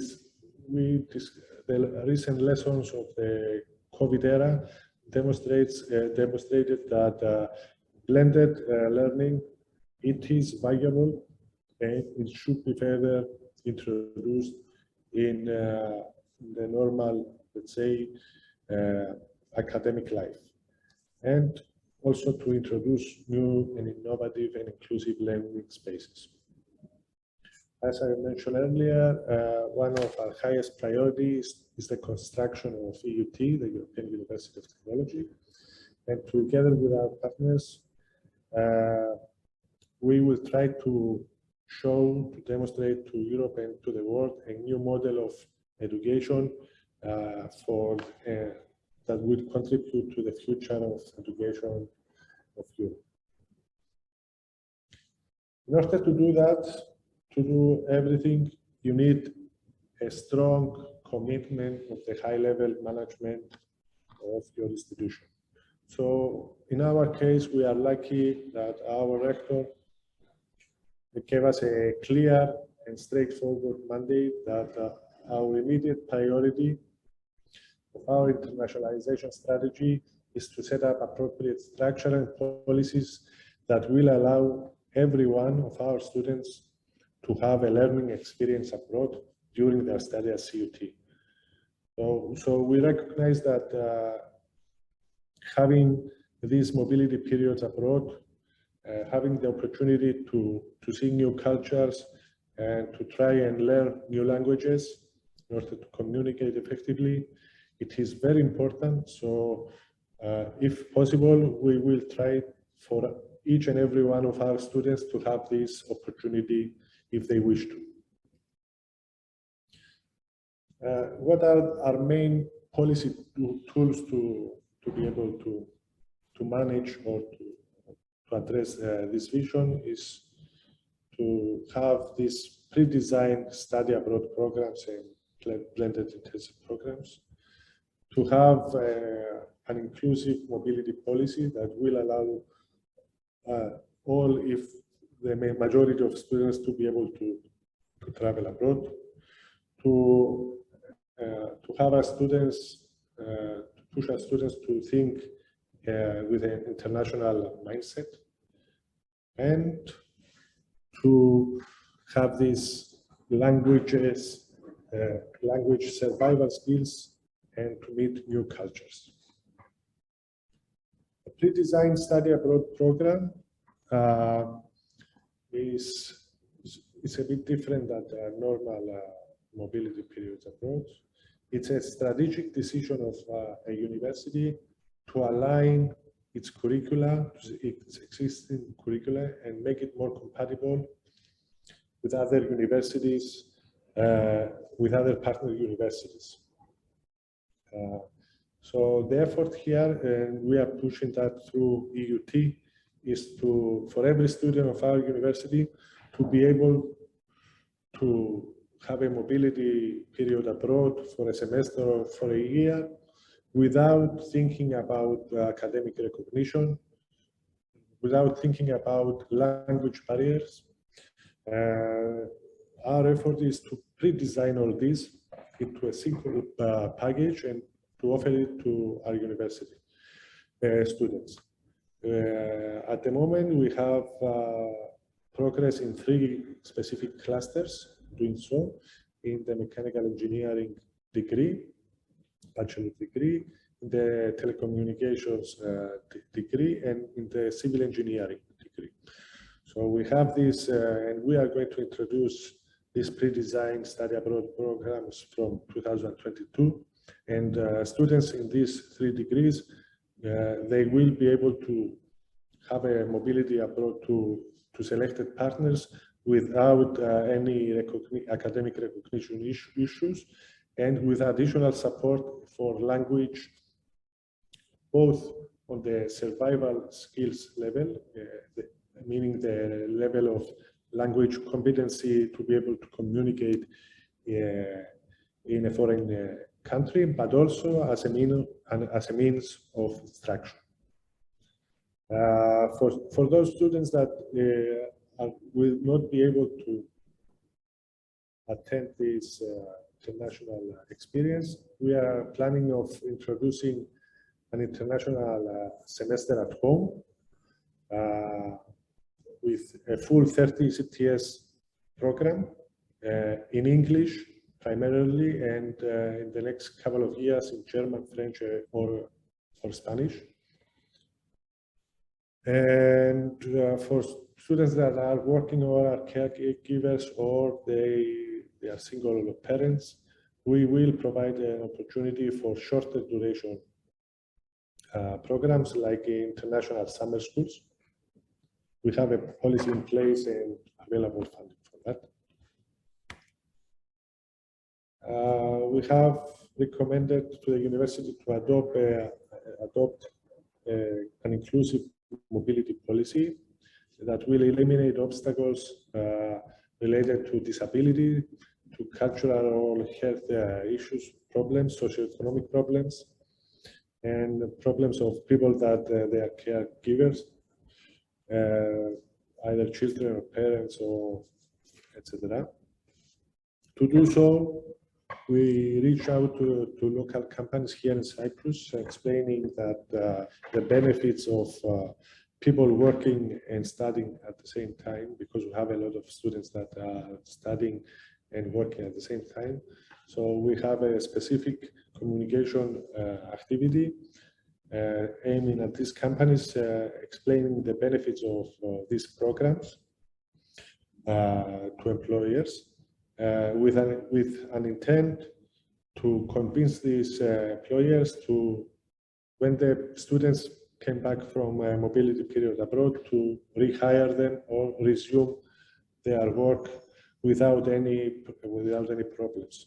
We also made special agreements with partner universities to offer internships or part-time jobs, either within the university or with partner companies, to these categories of students that they are facing socioeconomic, let's say, problems, and they need an additional funding source apart from the Erasmus program. So we have this agreement set up, and also there is within this policy small additional funding to address specific obstacles from people that they actually have problems, for example.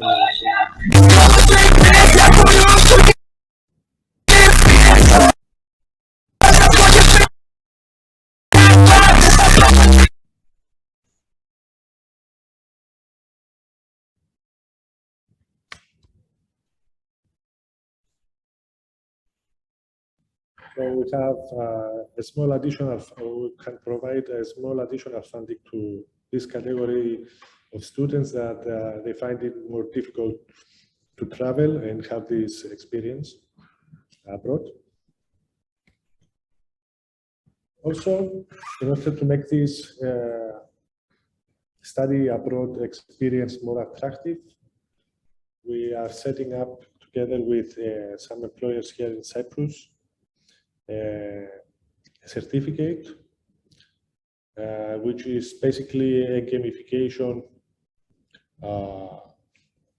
portal specifically designed to address three main pillars: the acquisition of digital skills, the enhancement of creativity, and active citizenship.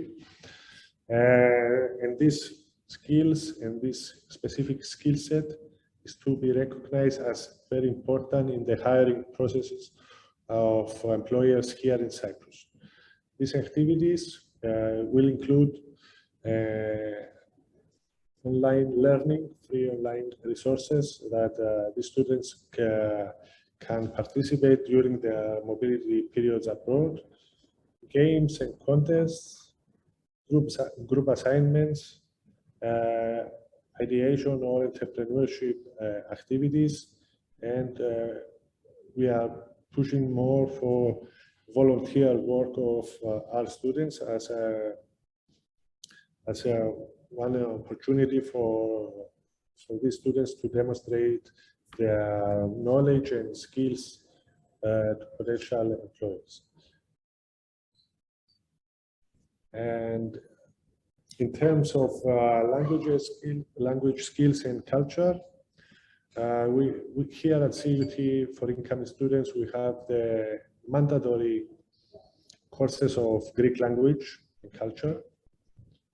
And we are now pushing with our partners to make this also mandatory for outgoing students traveling abroad, because during the last couple of years here in Cyprus, we noticed, and this is the feedback we get from a lot of our international students, that during these classes, they have the best opportunity to develop and create relationships and experiences, both with the other international students, but also with local students. So we consider it to be very important, and we are pushing for the introduction also of a second foreign language in all curricula in CUT as a mean of internationalization and promoting European values.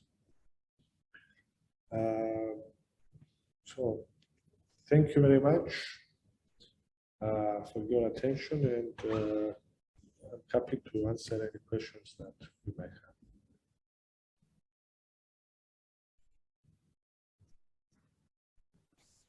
Thank you very much, Ariste, for the presentation. We have a question in the chat. I think it refers on how to apply for the mobilities that are available for CUT. If the person who added the question can elaborate a bit.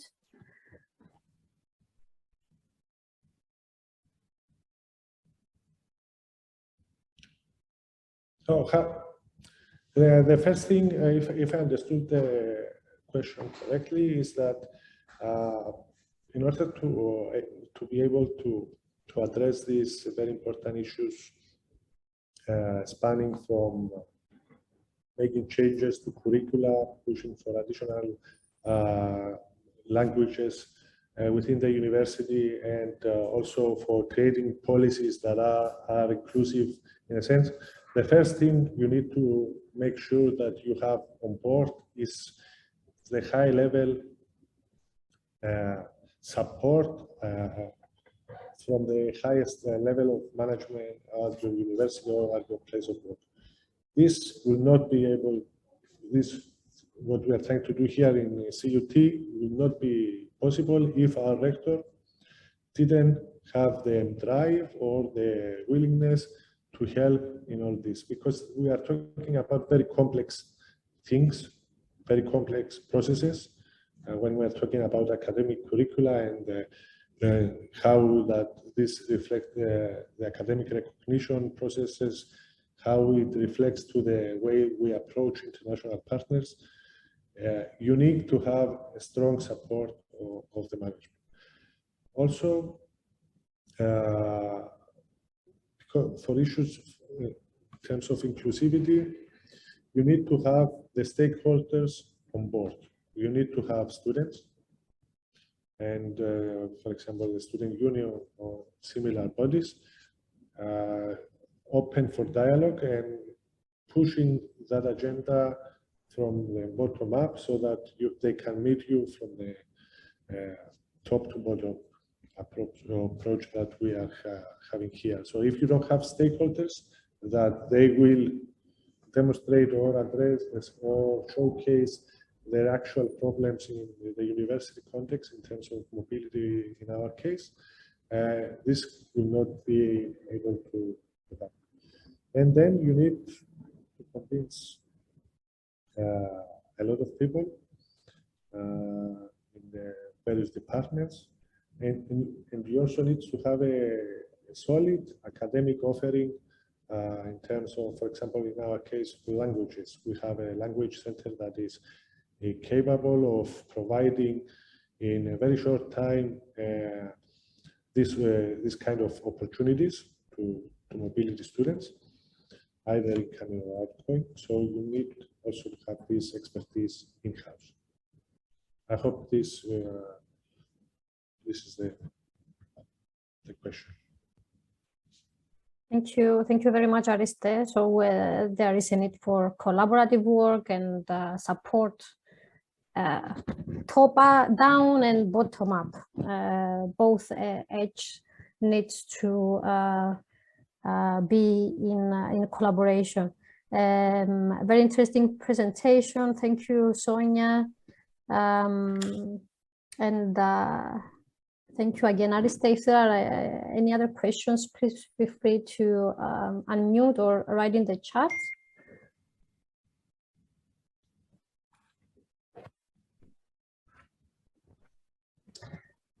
Thank you very much. So we can move on to our next presentation. That is the OPENLang Network Pedagogical and Design Framework. So I'm giving the floor to Maria Perifano for presenting the Pedagogical and Design Framework of OPENLang. Thank you. Thank you very much, Antigone. One moment to see if I can share my screen and you can see it all fine. Okay, wonderful. First of all, I would like also to thank Aristos for this wonderful keynote speech. Thank all the keynote speakers so far. They were all wonderful, and thank you very much for joining our event today. I will continue now with the OPENLang Network Pedagogical and Design Framework. Before that, I would like also to introduce myself. Maybe some people didn't, let's say, just joined us. So I'm Maria Perifano. I'm an Italian language teacher and technology enhanced learning expert, a project manager and a senior researcher at the Smart and Mobile Interactive Lab of the University of Macedonia in Thessaloniki, Greece. I'm also adjunct professor at the Aristotle University of Thessaloniki at the Department of Italian Language Studies and also at the Hellenic Open University in teaching English second language master program, teaching topics related to computer-assisted language learning. Today, now in my speech, I will present the design framework and the whole theoretical framework behind the design of the OPENLang network platform. Okay, so first I will do an introduction and I will just explain a little bit the research that we have done, the methodology that we have followed, the results, and finally I will show you the framework and the conclusions. First of all, I would like to say that designing an open language learning environment which is highly interactive and communicative and all that is really, it's a big challenge. And for that reason, we have done a research in order to identify what kind of theories and design frameworks there are also there And based on that, we have tried to, based on the research that we find, to design our own platform.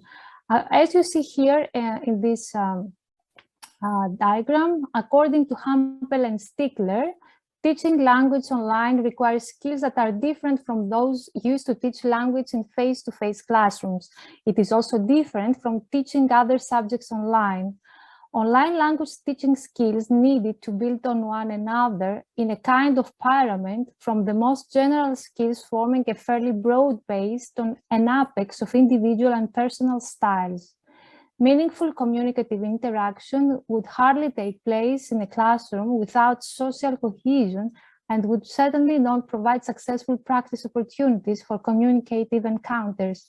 So what I am reading to you now is exactly what Salome Papadima has told us before in her wonderful presentation.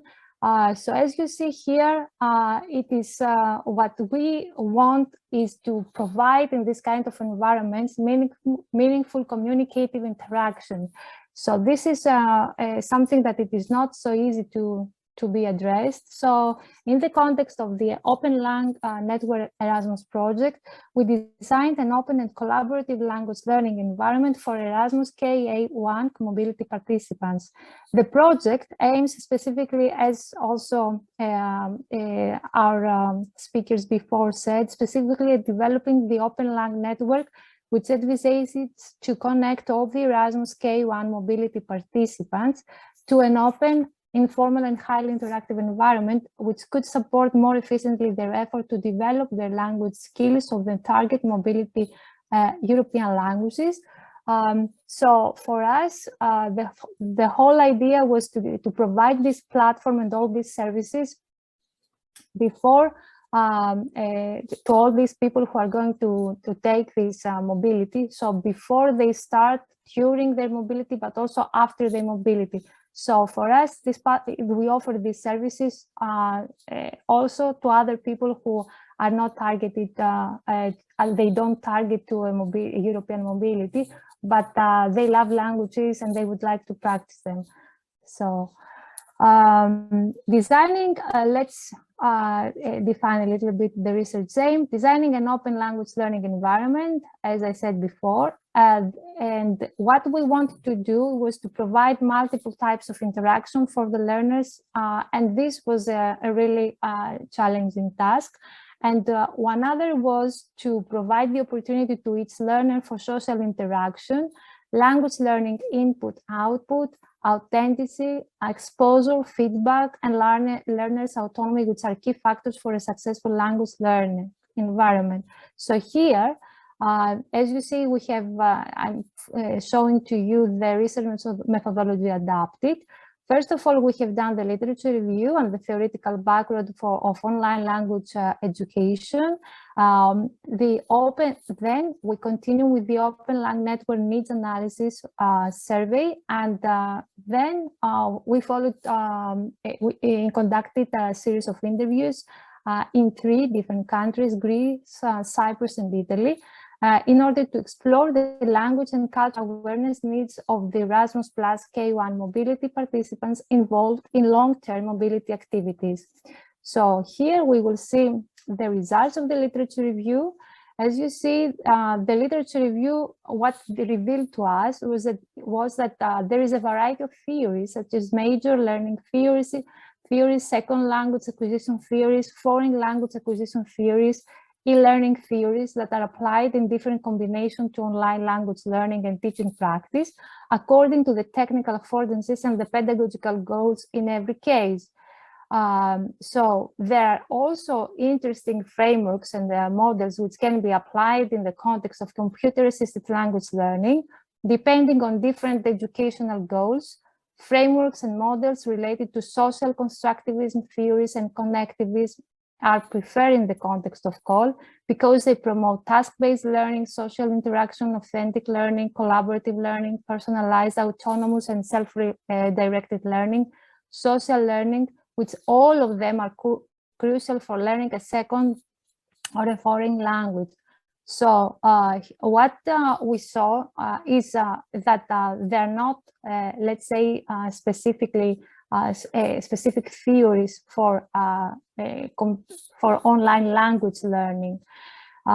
Here is a sort, let me show you here. There is a sort of overview of existing pedagogical models applied in online language learning and teaching practice. And as you see here, we have a mix of, let's say, different pedagogical approaches and like behaviors, different theories, behaviorism, constructivism, social constructivism, and collaborative learning. The results, I'm following to the results of the survey that we have done, the interviews. What we saw is that there is a big need for linguist support via training, seminars, or language courses for both outgoing and incoming participants. And in fact, what also Panagiotis Kosmas also presented before, the findings of the survey have confirmed previous research findings that have shown that the development of language proficiency and exploring a different culture are the main reasons to participate in an Erasmus Plus mobility. Also, other findings that were also really important for the design of the OPENLang Network pedagogical framework were first that the participants gave priority in advancing specifically their listening and communication skills, as well as their general vocabulary. And secondly, the participants preferred social learning, intercultural communication, and networking in an interactive multimedia environment. In fact, all participants expressed their need for networking and collaboration between participants in the Erasmus K1 mobility in order to achieve cultural understanding and intercultural communication, as well as to build friendships or even professional opportunities for the future. More or less, this was also a discussion that we had before about for what exactly all these Erasmus students want to gain from this mobility. So it is an important, I think, very important finding, this one, that first for them was to advance a little bit in specific linguistic skills. And then in a second stage, they wanted to start all this, let's say, social learning and intercultural communication. I continue now with the philosophy behind the design of the OPENLang Network pedagogical framework. As I said before, based on the feedback that we got from the questionnaires and the interviews, we tried to see how we could better address the language and cultural awareness needs of the Erasmus Plus K1 mobility participants.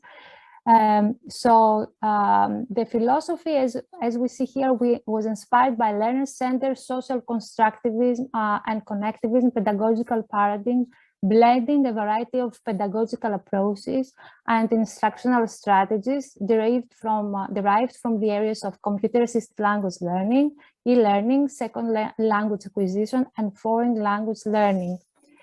As you see here in this diagram, the OPENLang Network Open and Collaborative Language Learning Environment, as you see, is designed to provide multiple types of interaction to learners who belong in a community of a language learner.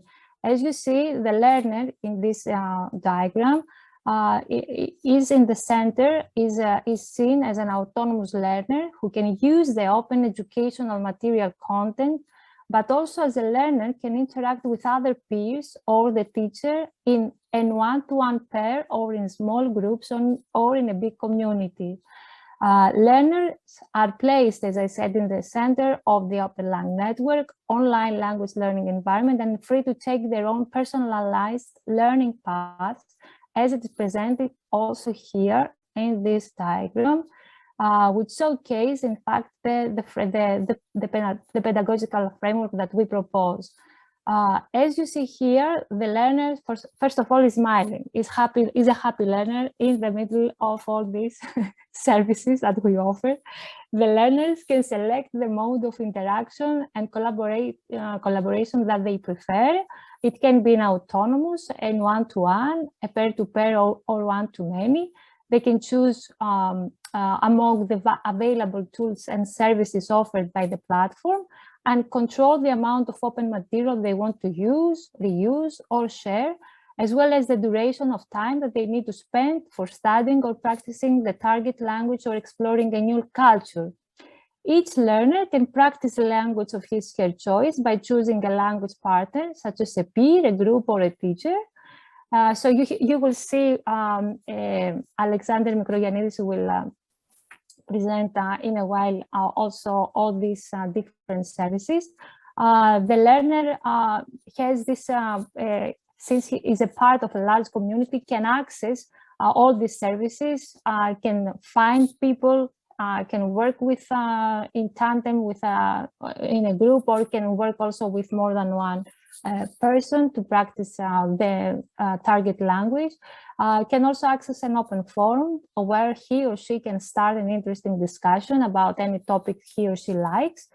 And this aspect is very important because the target group of users are Erasmus Plus students who face many challenges and difficulties in every phase of their mobility. So having also this possibility to start a discussion and ask specific questions is a very, very important, we believe that it's a very important service. Teachers also can play a significant role in this network. So we invite also language teachers that they could support the community with their contribution, either as language partner or as members of the discussion area or as content contribution, as they can create, share, evaluate, or recommend their language OER. So in this diagram, we present also the active role of the OPENLang Network learner. But the important thing is that we see that we try to offer services not only to learners, but also to teachers. And this is really important. And they can upload their own open educational resources. They can find very useful open educational resources that are evaluated by all of us. And why not? They can also start practicing, or if they want, also another language. In general, the learning process is in accordance with the principles of self-paced, self-regulated learning and autonomous learning, personalized learning, tandem learning. So we give all these possibilities in this community. They can work together, the learners, they can practice their language, they can co-construct if they want products. So also what we did, we thought that it would be nice, and this is what we did also during our workshops, a tandem learning workshop, to test also not only one-to-one practicing a language, but also practicing a language in groups. It worked very well as well.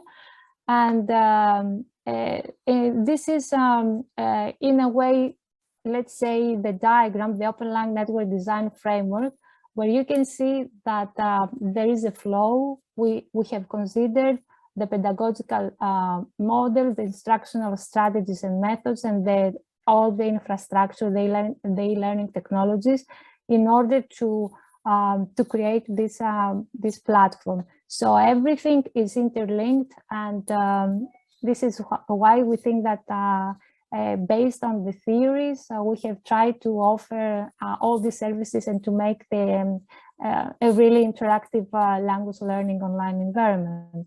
To conclude, as you see, one first major conclusion is that there is not a single core theory for online language learning and teaching, but a variety of theories. There are different pedagogical models and frameworks which are applied for the design of an online language learning environment. And this is, and mostly all these environments, in fact, are inspired by the field of e-learning and by a blend of theories that are applied in e-learning. The design also of such a highly interactive online language learning environment is quite challenging because, as I said before, it entails to take under consideration a number of factors, as we saw the needs of the target group, the pedagogical implications, and the technical affordances. And also what we saw from as a result from the survey, it's important to see that the development of language proficiency and learning in different cultures are major, let's say, the motivation of the Erasmus mobility students. And also Erasmus participants need to be able to have access to continuous language training before, during, and after the mobility, because this is very important, because when they usually come back from their mobility, usually they cannot have these services, the services that are offered from the OLS, the online, the linguistic support of Erasmus+. So I think that I have finished. I don't know if you have any questions. You will see what we have done, but this is the theory behind what we have done. Thank you very much, Maria. You're welcome. Let me stop sharing my screen. Okay. There are any questions? I think this was a very holistic view of the framework behind the OPENLang framework, and how these notions and aspirations from great theories and methods informed our work. We have a few minutes for questions, if there are any. The point is that, you know, when you say an environment, probably you never thought that all this work was done before. So it's, in a way, it is, yes, informative, I could say, but it's important to understand that it is not such an easy task just to create, you know, an online environment. And also it's important to understand, now I'm coming to this era of COVID, that everybody, you know, they just have a Zoom or a platform, and suddenly everything, you know, suddenly everything can happen online. It doesn't work like this. It needs to take care of all these details before, when you create environments, when you even if you want to design a simple, let's say, course, you need to design all these details ahead. So the activities that you will do during the lesson, as Salome said before, it was fully a big challenge for her to deliver all these language courses online. So it's not only a tool, but all the curriculum, the activities, everything that we need to design. We need to take care of all these details. And now we are discussing about a full platform, so it needs work as well. I see a comment here from NS. It's a vast area as well as new, so it will take time to work on the same, keeping in mind the various requirements of the students as well as the teachers. Thank you very much for joining us, and thank you for the comment. Indeed, it will take time, but I think it's also a big opportunity for everyone to explore this area and to learn from each other, because the most important thing in this work I see is to build you know, open communities, and to try to in a way to pass the knowledge from one to other. So this is, I think, the most important thing now, that we are all in a way obliged to deliver many of our courses online. So thank you very much. Thank you very much, Maria. And we're heading to our next talk, another interesting presentation coming from the OPENLang Network.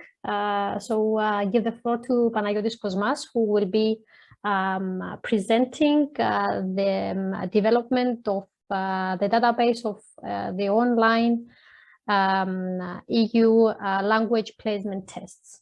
Panagiotis, the floor is yours. Thank you, everybody. Just sharing my screen. Okay, so hello everyone. For those who recently joined, my name is Panagiotis Kosmas, and I was the project manager of the project on behalf of Cyprus University of Technology. So this is the third deliverable, the third output of the project, and probably one of the most challenging deliverables that we that we had during the implementation of the project. It's about the creation of an online database of 24 EU language placement tests. So the aim of this research, of this output, is the identification and final selection of 24 European Union language placement tests. I said before that it was challenging, but it was one of the most important steps in our project, because this will be one essential service, one of the most essential services that we provide through our platform, because the participants will have the possibility to assess their language skills and to determine their language proficiency level by taking this online language placement test. And in that way, the mobility participants will be self-aware of their language status and will be better prepared for their mobility. Specifically, the intellectual output 3 consists of 3 basic research phases. The first phase was an extensive desk research to explore the available language placement tests in the web. The second phase was to evaluate of the test that we found based on some specific criteria, and finally select the final 24 language placement tests in order to be uploaded in our platform. So the first phase was the exploration of available language placement tests. We made an extensive desk research in order to find out the available online language placement tests for all the 24 European Union countries. We made an effort also to direct contact the national representatives of all the 24 European languages in order to make sure the high quality of the test that we found. Finally, as a result, we found some available language placement tests based on the criteria of if they are available online and are free and accessible to everyone. So after this stage, we were able to evaluate and finally select the 24 European Union placement tests to be uploaded to our platform. We made a brief overview of the literature in order to find the criteria, considering also the needs of our project. We decided to use some specific evaluation criteria, and based on that, on those criteria, we have selected the final 24 language placement test. We ran a focus group consisting of 8 persons, actually the members of the consortium, in order to finally select the language placement tests for the platform. The criteria were classified into two main categories. The primary criteria, we have considered if the language placement test provided by an accredited organization for language learning, if it's open and free to use, if it's easy to use, and of course the time needs to be completed, the test, the duration of completing the question, the language placement test. And also some secondary criteria, if applicable for some languages. We have considered the authenticity of the test and the interactivity, and also the comprehensiveness or completeness. So this is the process that we follow in our focus group to select the final 24 language placement test. First, we explained and analyzed the evaluation criteria that we found based on the literature and based on our specific needs. And then all the participants in the focus group had time to select individually the appropriate language placement test based on the criteria that we found. They have used an evaluation rubric with the criteria. Then we have discussed our selection, and we finally selected the 24 language placement test to be uploaded in our platform. And finally, we did it. We have an online database of 24 language placement tests available to everyone. In some languages, we have more than one placement test. And then if you visit our OPENLang Network platform, these are the steps that you need to follow. So after the registration and the creation of a profile on our platform, then you will be guided to take the language placement test. We have all the links available to the platform, and then calculate the result. And you're gonna see your language level based on the common European framework of references for European languages. And then you can record your results into your profile, and based on the feedback received, a user will find a tandem partner, a language teacher or a trainer using specific filters offered by the platform. So you can, the database is online and available to all of you. You can visit our platform and test your language skill in any language you want in the European Union. So that's all from my side. Thank you very much for listening.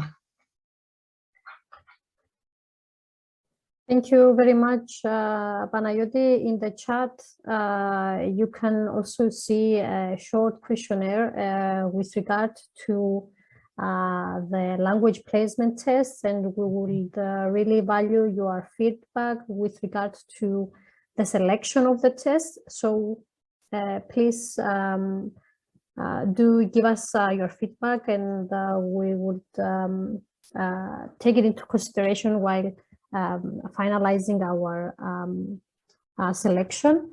And if there are any questions, please feel free to unmute or write in the chat.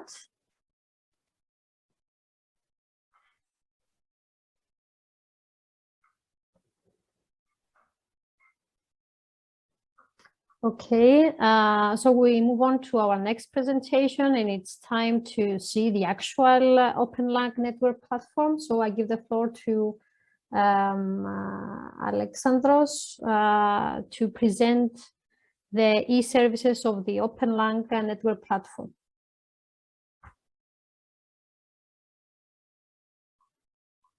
Have we lost Alexandros?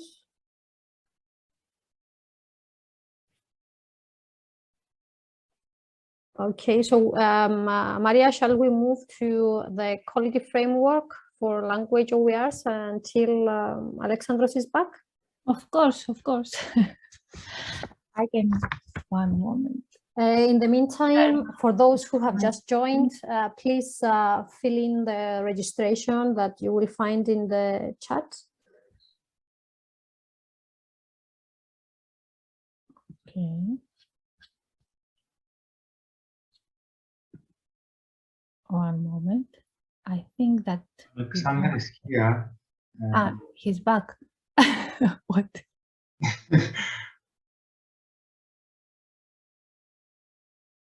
Alexandre, are you here?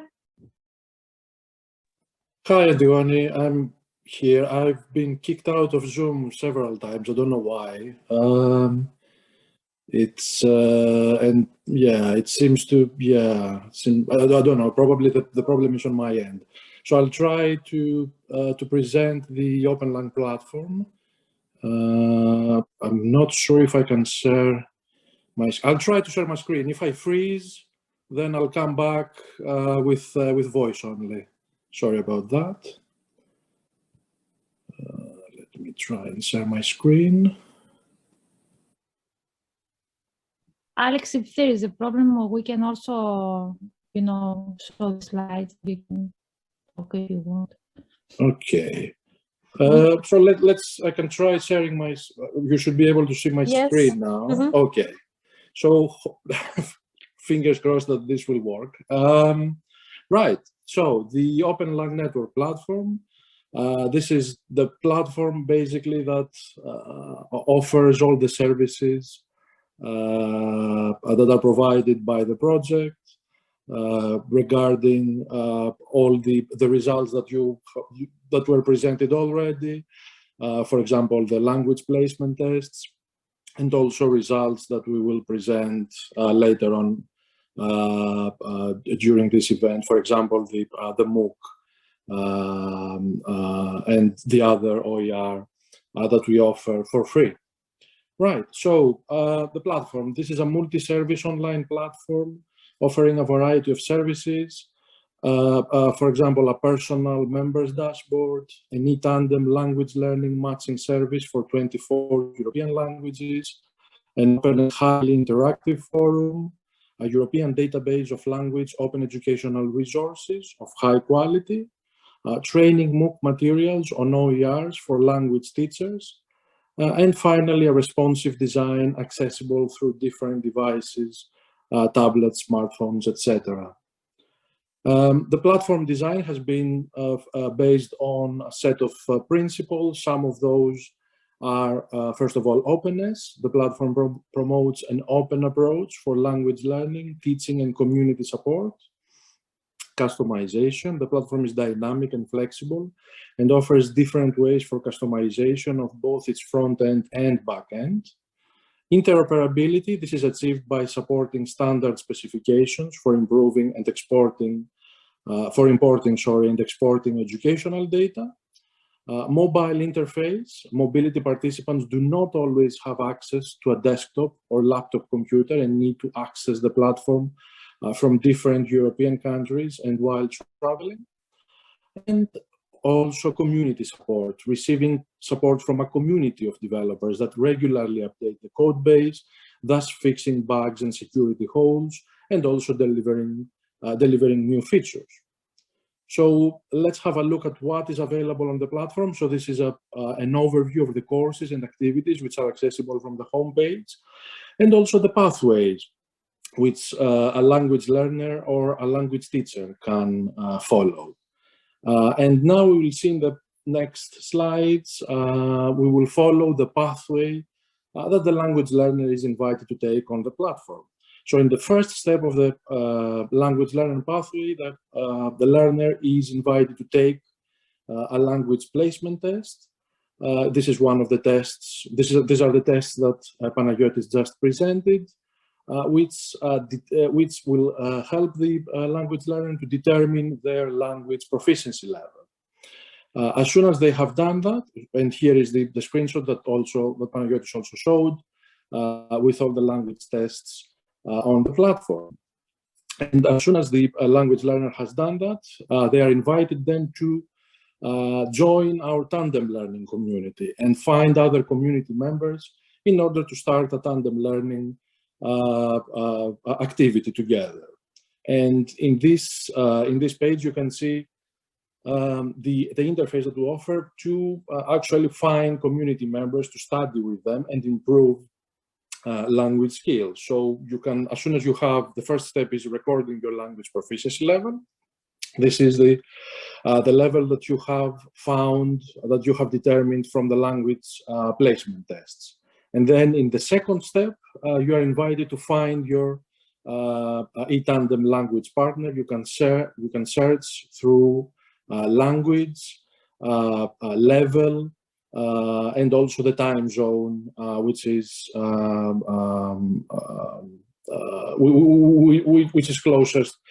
closer to you, which is especially important if for conducting synchronous tandem learning activities. Since I can't see the Zoom while I'm sharing my screen, have you got all this already? I hope I'm not talking to thin air. No, we can hear you and see you, Alex. Perfect, great, just checking. Great. So the next step of this pathway is finding some open educational resources for learning a language. And in this step, we offer a wide range of hand-picked OER for language learning. We have aggregated and we have selected this particular OER to be of high quality and to address language learning in as many languages, European languages, as possible. And we also offer on the platform, as you can see on this slide, an interface for filtering your search results and customizing and finding exactly what you need with filters regarding the authors of the OER, the resource type, what language the resource is written in, what language you want to learn, which is the target language, what is the language proficiency level of the resource you are looking for, its license, the duration of the OER that you are looking for, and also the skills that you will acquire by studying this OER. And as soon as you have found an OER, you can interact with it, you can rate this resource, you can recommend it to other learners, you can comment on it, you can start a discussion about this, and you can also favorite it, add this OER to your favorites, so that you can easily get back to it later. Right, so as soon as you understand, as soon as the learner understands what is an OER and they find some interesting OER for them, they are then invited in the next step of this learning pathway. They are invited to share OER that they have found that they believe will be beneficial to other members of the community. And in the next step, they are invited to start discussing, to start and join discussions with other language learners and teachers about the OER that they have contributed. And finally, in the last step of this pathway, learners are invited to join the OPENLang MOOC to learn about the creation, sharing, and use of language open educational resources. So this MOOC has already been launched on the OPENLang platform. All MOOC participants are invited to use the services offered by the platform through this MOOC. and provide their feedback, which will be used to further improve the platform. And I should mention here that the MOOC will be available on the platform. The platform will also be continue to be made available after the project has ended. And you can have the opportunity, this is a self-paced MOOC, so you can have the opportunity whenever you want to join it and complete it. And I should also mention that upon completion, you will also get a free certificate of participation. Right, so this is what I wanted to show you. So I'll stop sharing my screen. And again, I invite you to join the platform and leave us your feedback. And I'll also place the link to the platform in the chat. Thanks very much. Thank you very much, Alex, for giving us this overview of the platform. We have already shared the link to the MOOC. So for those who have not yet attended, you can register now and complete the tasks, the weekly tasks towards the completion and receive your certificates and learn a lot about open educational resources, open educational practices, and also share your open educational resources with the OPENLang community. If there are any questions, we thank the people that they already attended the MOOC and sharing their experiences. Excellent platform to learn about OER and OEP as a teacher. Thank you very much. So we invite the rest of you who have not yet registered to register on the OPENLang platform. And we can now move on to Maria Perifanu and the presentation on the quality framework for language OERs and the OPENLang OER evaluation checklist. Maria, the floor is yours. Thank you very much, Antigone. I also was reading here the chat, so I also want to say thank you to colleagues who have already who are enrolled to our MOOC, and they give us good feedback, so thank you very much. So what I will present now is all the work done behind the quality, let's say, of the open educational resources that we have uploaded on the platform. As we said before, also Alex said that, and in the beginning we have also referred to that. One of the services that we offer are also addressed to the needs also of teachers, and also to language learners. So they can find a big variety of open educational resources that are already, let's say, evaluated. So I will try to explain now why it is important to do that. So discovering a language open educational resource of a big good quality is a big challenge for language teachers, especially nowadays in the age of the COVID-19, as millions of language teachers worldwide are constrained to deliver their language lessons online, and they need to quality digital language material that is openly accessible. Even though the number and variety of educational resources available in the form of open educational resources in several repositories and directories is wide, their quality is not guaranteed, so standards for selecting OERs are needed. One other point that needs to be considered is the dynamic and open feature of OERs, because they can be adapted and further developed with no limitation as long as the open licenses allow it. In order to facilitate the process of their continuous improvement, quality assurance procedures need to be adapted. That means that it is highly crucial for language users to be able to discover, use, reuse, and share educational material of good quality. In 2012, Paris OER Declaration in Article 1 encourages all member states to facilitate finding, retrieving and sharing OERs, as well as adapting appropriate quality open standards to ensure interoperability and to facilitate the use of OERs in diverse media. But how can a language teacher evaluate a language OER? Are there any specific evaluation tools? Are there any OER repositories that offer OER of high or good quality? And if yes, what quality assurance guidelines did they adopt? Is there any quality assessment tool for language OER?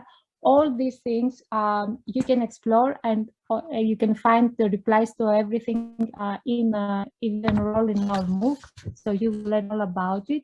Now I will show you here in the presentation what types, when we discuss about OERs, what type of OERs do we have, and first of all, how do we define OER?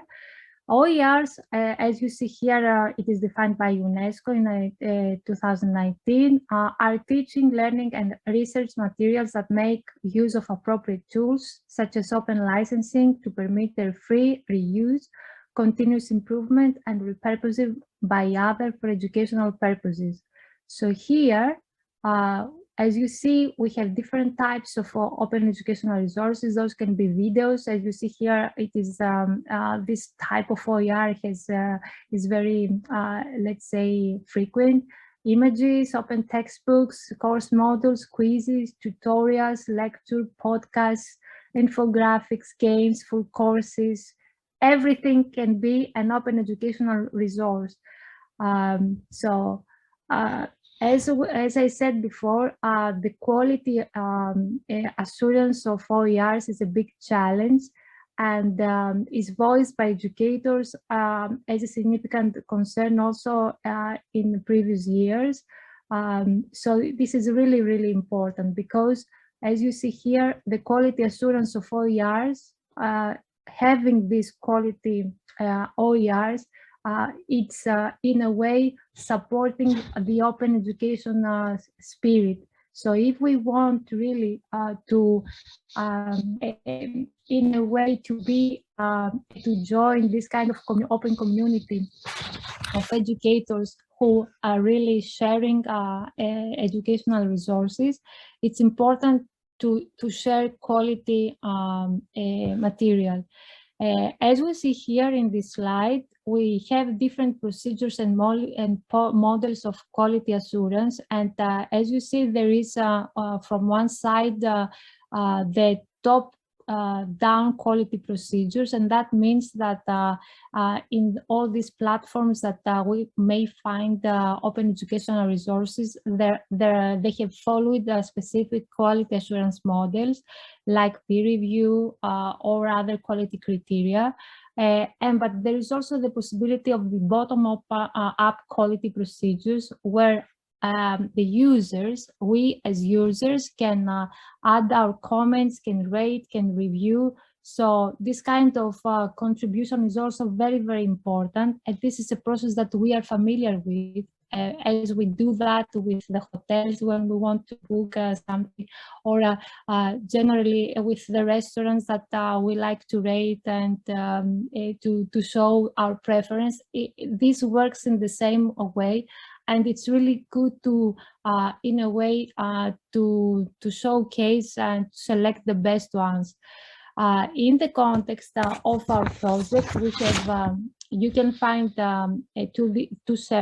these two services. You can either explore the recommended language OER, or you can also suggest and share your language OER.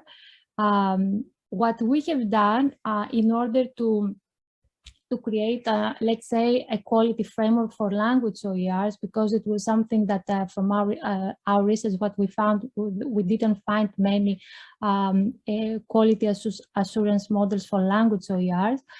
First of all, what we did was to explore what OER quality frameworks, tools, and models exist.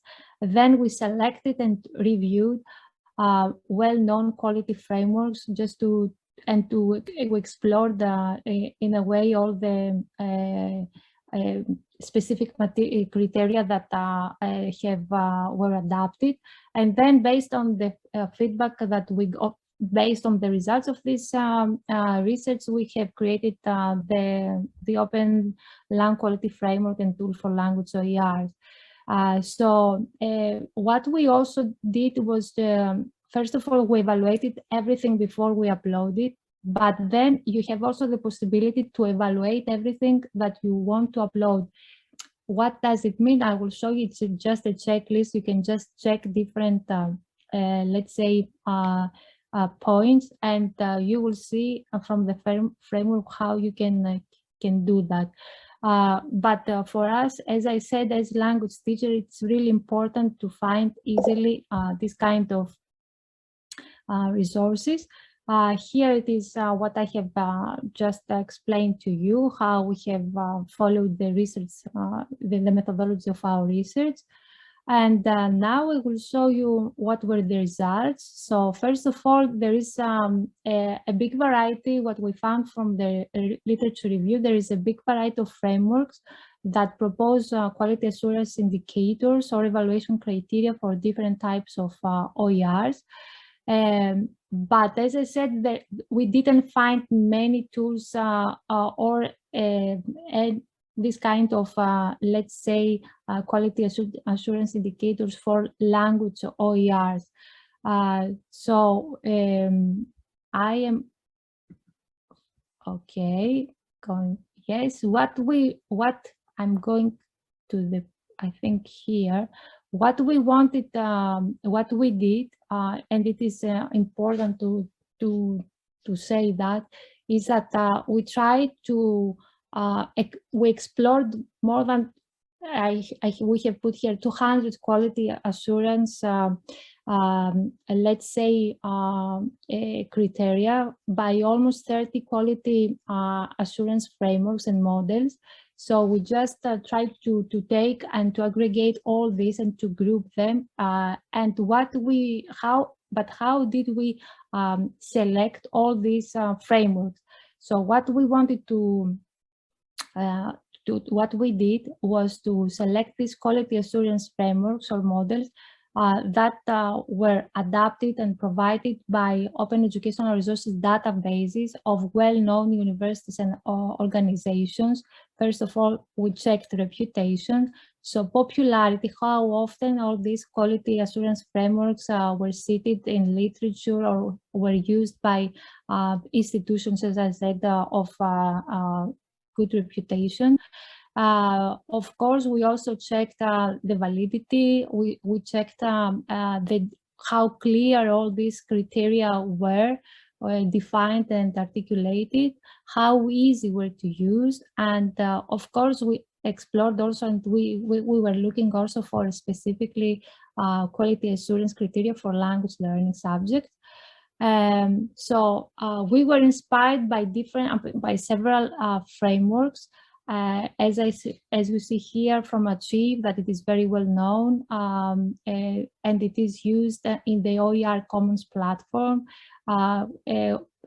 Those Crasco and also the other that we have done is also for language learning. So we were inspired by different several frameworks. And what we have done, as I said, we tried to group all these different quality assurance criteria. And we did, in the end, what we did was to create this framework, quality framework, which consists of 6 different dimensions: content, pedagogy, design, usability, openness, and technology. And here you will see this in this table. You can, in this image, you can see how it is articulated in a way.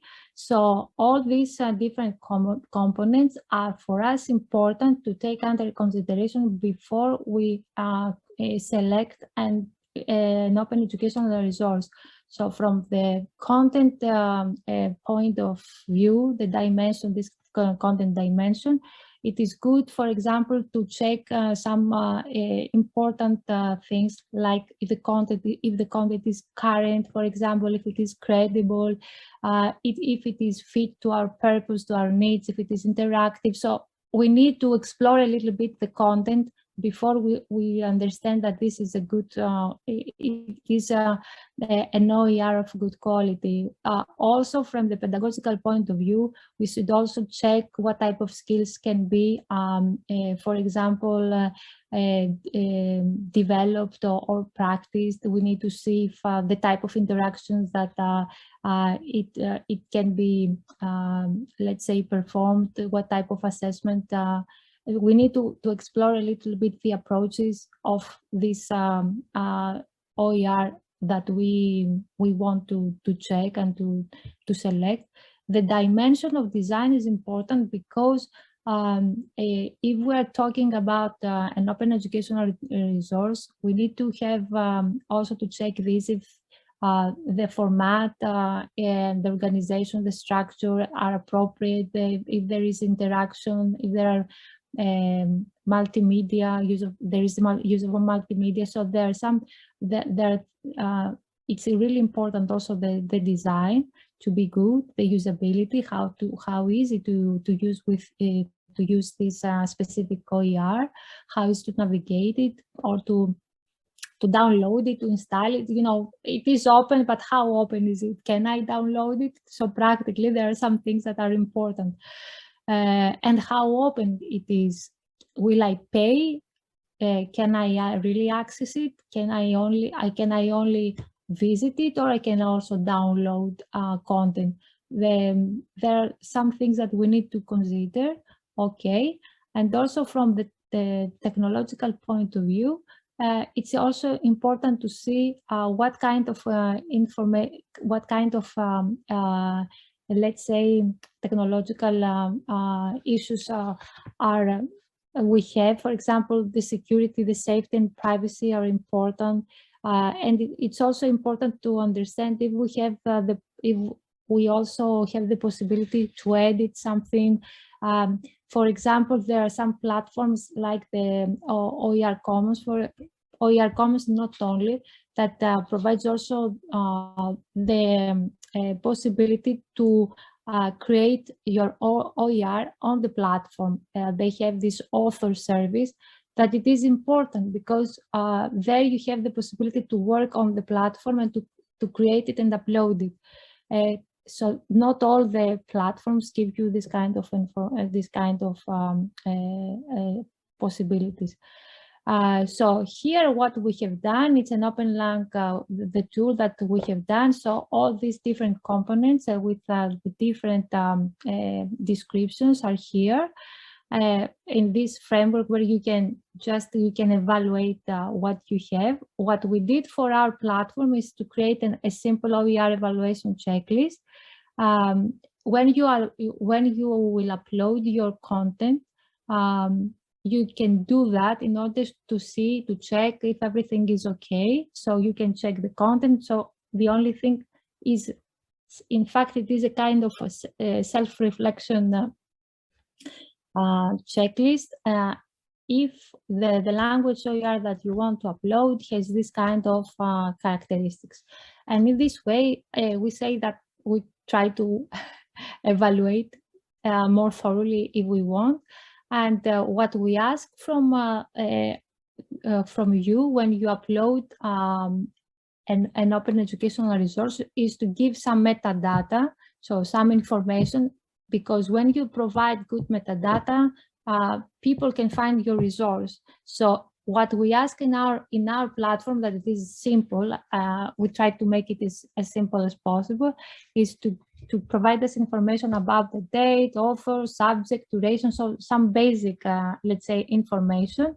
And this is what you do, in fact, is to, when you upload it, you fill out a short, let's say, form, and everything that you integrate and in this, that you write in this form, you can see it later in this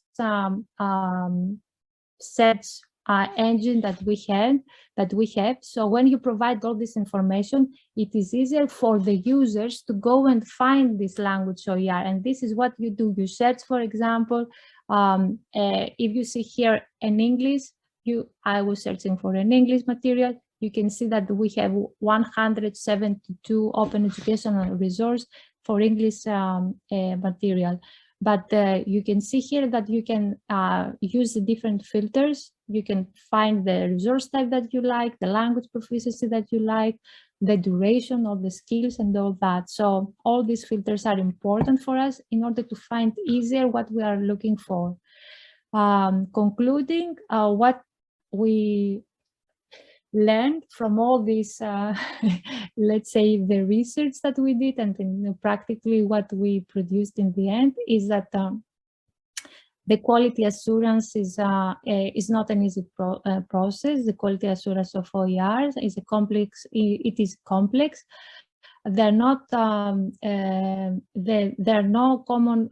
Also, there are not common OER policies worldwide or even in Europe, and this is important because that means that when you are exploring the different OER directories and platforms, things are not. You will not find always the same way of searching and filtering OERs. There is a variety of quality approaches and models, and but we need to take under consideration specific quality models in order to understand and to be able to choose the best and the most quality OER. Also, it's important, another problem that we have found also, as I said, that we didn't find quality assurance model for language learning. Also, an important problem that I say here is that OERs are not yet immersed largely in the teaching and learning process, language process, and that means that you need to explore this area. And now we hope with the MOOC that we offer in our platform to do that. Also, the policies are not clear, but what we invite you to do is just to take our to enroll in our MOOC and to learn more about OER quality and how you can create, how you can find, where to find, and all that. So we will discuss later for that. I have finished and I pass the word to Antigone. Thank you very much, Maria, for presenting the checklist. Just to reply to a couple of comments from the chat, the OPENLang platform is still open and is still active, and you can register at any time, complete the tasks, the weekly tasks, and find out more about the OERs and OEPs, and receive your certificates, an additional certificate for your completion at the end of the MOOC. So please go ahead for registering.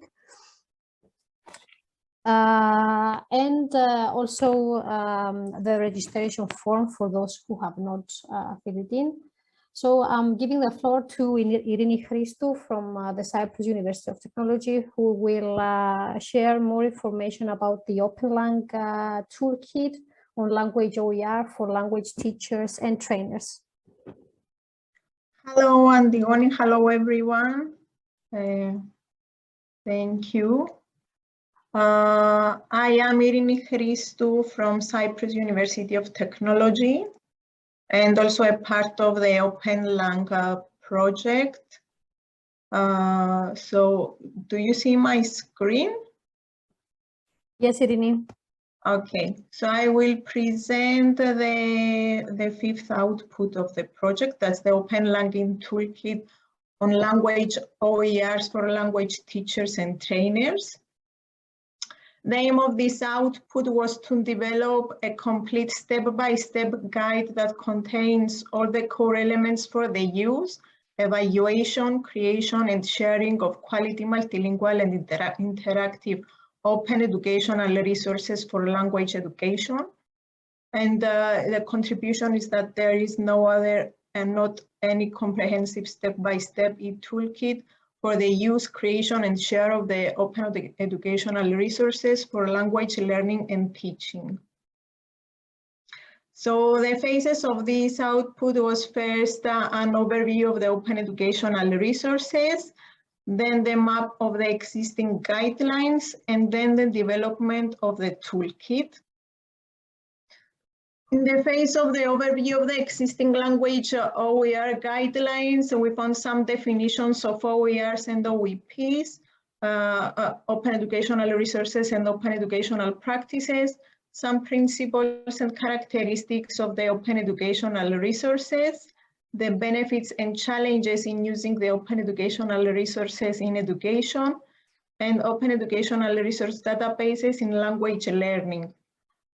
So here we have some definitions for open educational resources and open educational practices.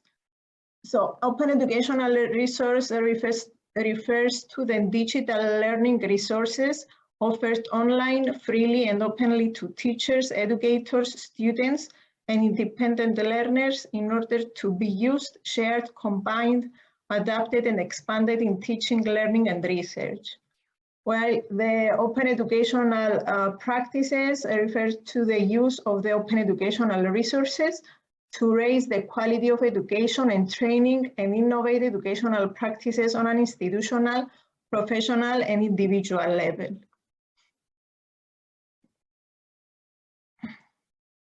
So there are a lot of articles and reports which include guidelines in relation to open educational resources. Most of the guidelines are targeted to specific groups such as teachers, students, organizations, and schools.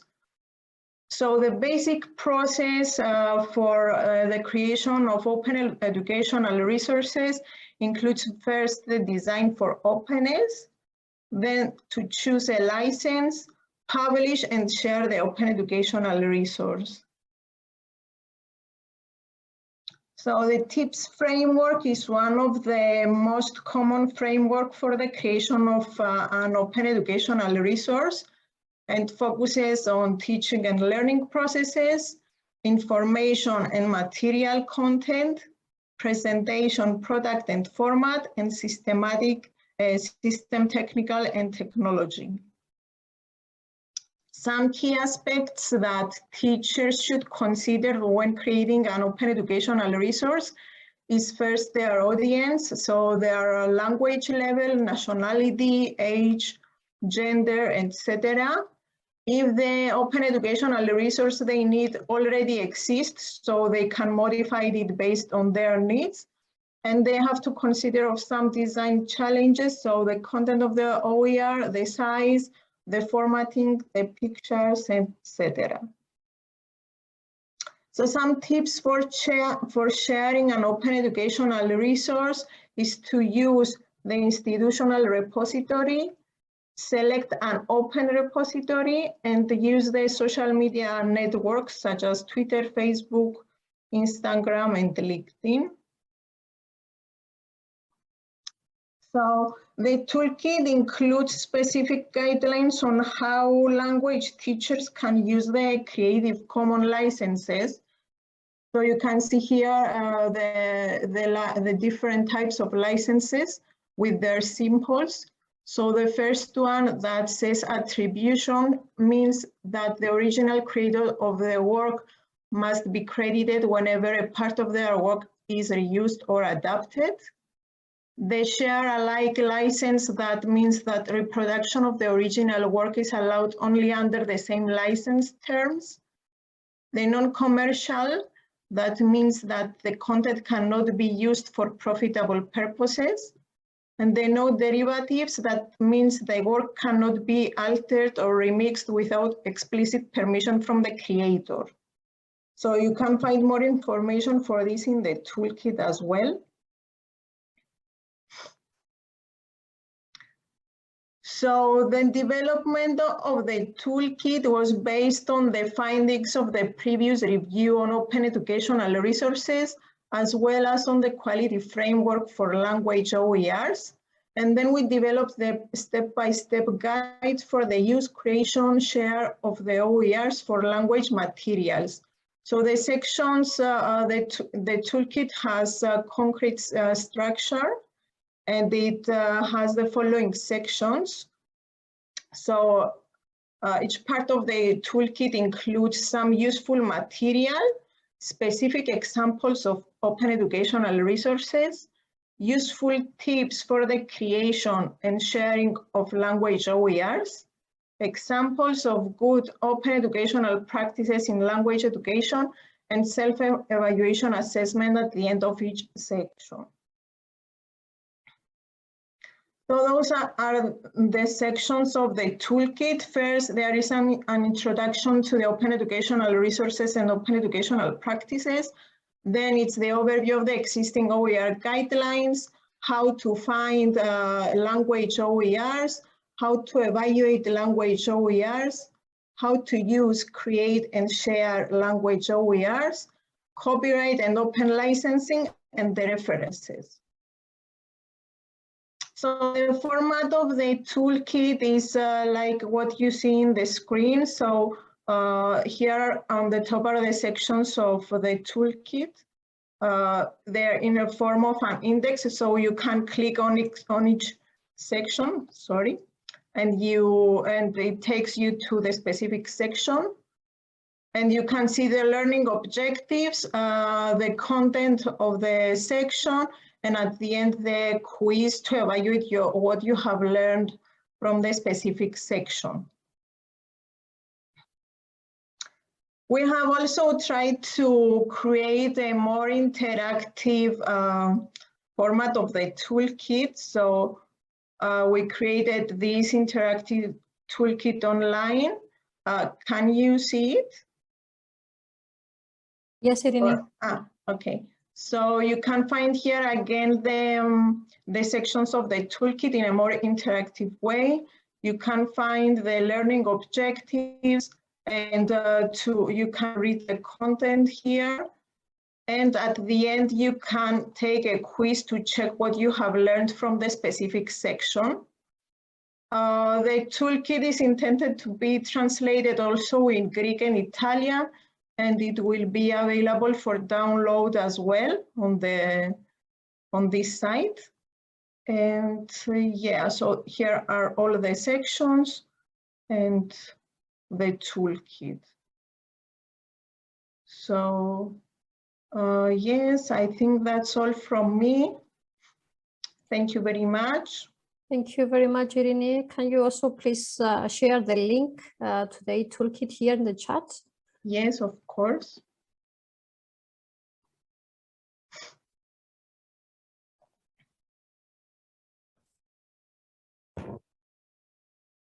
I shared the link as well.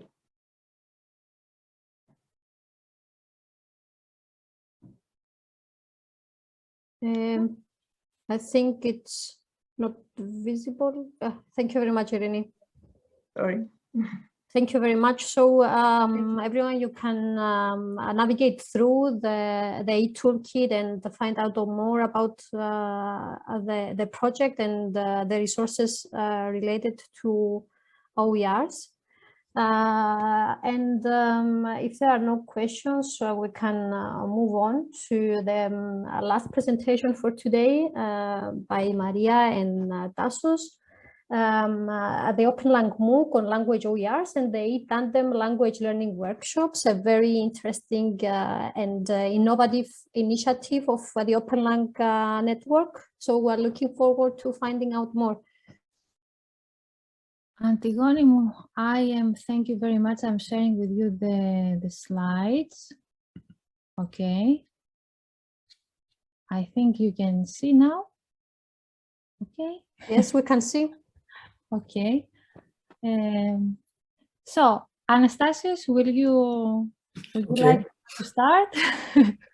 Okay, we will make the introduction and then Maria will continue. So we have to talk about the MOOC that has been a success. It lasted for 4 weeks. So I will present some part of the MOOC now. So, okay. So as Alexandros told you before, the platform provides a number of e-services. There is a personal dashboard for every member that has been registered on the platform. And there is also the possibility to practice in tandem learning with other learners. And Maria will talk about this innovative service later. We have also the forum, the database with the language open educational resources, and of course the MOOC that aims to train teachers, but not only teachers, anyone, on how to discover language words, to use language words, to share language words, and evaluate language words, etc. So next. Okay, here we see a picture from the platform, and the first rectangle is destined for the OPENLang MOOC, for which I will tell you about. So when someone joins the MOOC, the OPENLang Network MOOC, he or she will learn about all these open educational resources for languages. And the MOOC lasted for 4 weeks. And as we already told you, anyone can join the MOOC even now. And the aim of the MOOC is that someone who has completed the whole MOOC to be able to create, to share, to evaluate, to discover a language open educational resources. And even the discovery of open educational resources is not an easy task. So we have provided many resources on how to find, where to find language OERs. So the target groups are language teachers, trainers, even learners who want to explore this world of OERs. For each week, there was a short quiz, and everyone could take a badge for that week. And eventually, if someone completes the whole MOOC, he or she can have a certificate that certifies the completion of the MOOC. And there is also the toolkit that Lini told you about, that is complementary to the MOOC. So some material is in the MOOC and not in the toolkit, and some material is in the toolkit and not in the MOOC. So Maria will continue. Thank you very much. So yes, this is complementary, so it is good. You can explore either the one or the other. More information now about what we have done during these 4 weeks. As you see, the study material is we have 6 different modules, and those modules are the study materials of each week. The division was like this. In the first week, we offered 2 modules: the Introduction to Open Educational Resources and Practices, where you get an introduction about the course, how the definition and the categorization and characteristics of OER. So if you don't know about what is this all about, this is where you get all the information. And then in the second module of this week, we have an overview of existing open educational resources guidelines. And in the end, we have a quiz test, but during the whole week, you are invited to take to do some learning activities. In fact, we have 7 learning activities, and then in the end you have also the quiz. And there is also one activity that it is a forum activity, in which in this first week, for example, it was an open question to everyone. if you, for example, use open educational resources and practices, and if you use it, how you use it, or what is the aim of the purpose or the motivation in enrolling in this course. So something like this for the first week. The second week, we go a little bit into it, because here we in a way invited people to see how they can discover a language OER, what search tips there are, what kind of language OER repositories. This is really, really important. I'm just really, I really recommend to go and check this in the material of the second week, because here you will find also these the repositories, that there are not so many repositories that can offer quality language OER. So there is a list of maximum 10 repositories that you can explore and find wonderful material, and really openly accessible and free and of good quality. Then we have also the module 4 our tool that I was presented to you before, but also other evaluation tools that you can find in order to evaluate your OER. And then again, we have the quiz test of the week, the forum activity, and of course the 7 different activities during the week. So you study, you do an activity, you reflect. These 7 activities are more reflection activities in order to understand better the content of the study material. In the third week, we go to see exactly how we can use language OERs, how you can create an OER, and how you can share it. And this is really, really important, because there are all this information are really important for us as language teachers, but we need to know how to do the whole process. So if I create a course, for example, an open online course, if I create a book, if I create a lesson plan, and I want to upload it, for example, in a specific repository, I may have some guidance, I may not. If I want to have my own website, and to upload it on my own website, how can I do that? So I need to know all this process, and also it's important, because if I have found some open educational material on which I could work on, and I have edited, I have done changes, I want to reuse it and to share it with you, I need to know how also to do all this process. You need to follow specific steps. So this is important. Have a look, and I totally recommend to have a look, because we all create these days, we all create digital material and we share it with our students, but also our students, they create their own PowerPoint presentations, for example. They need to know how to work with all this and how to share them. So in this last one, in the last week, we learned about copyright and open licensing.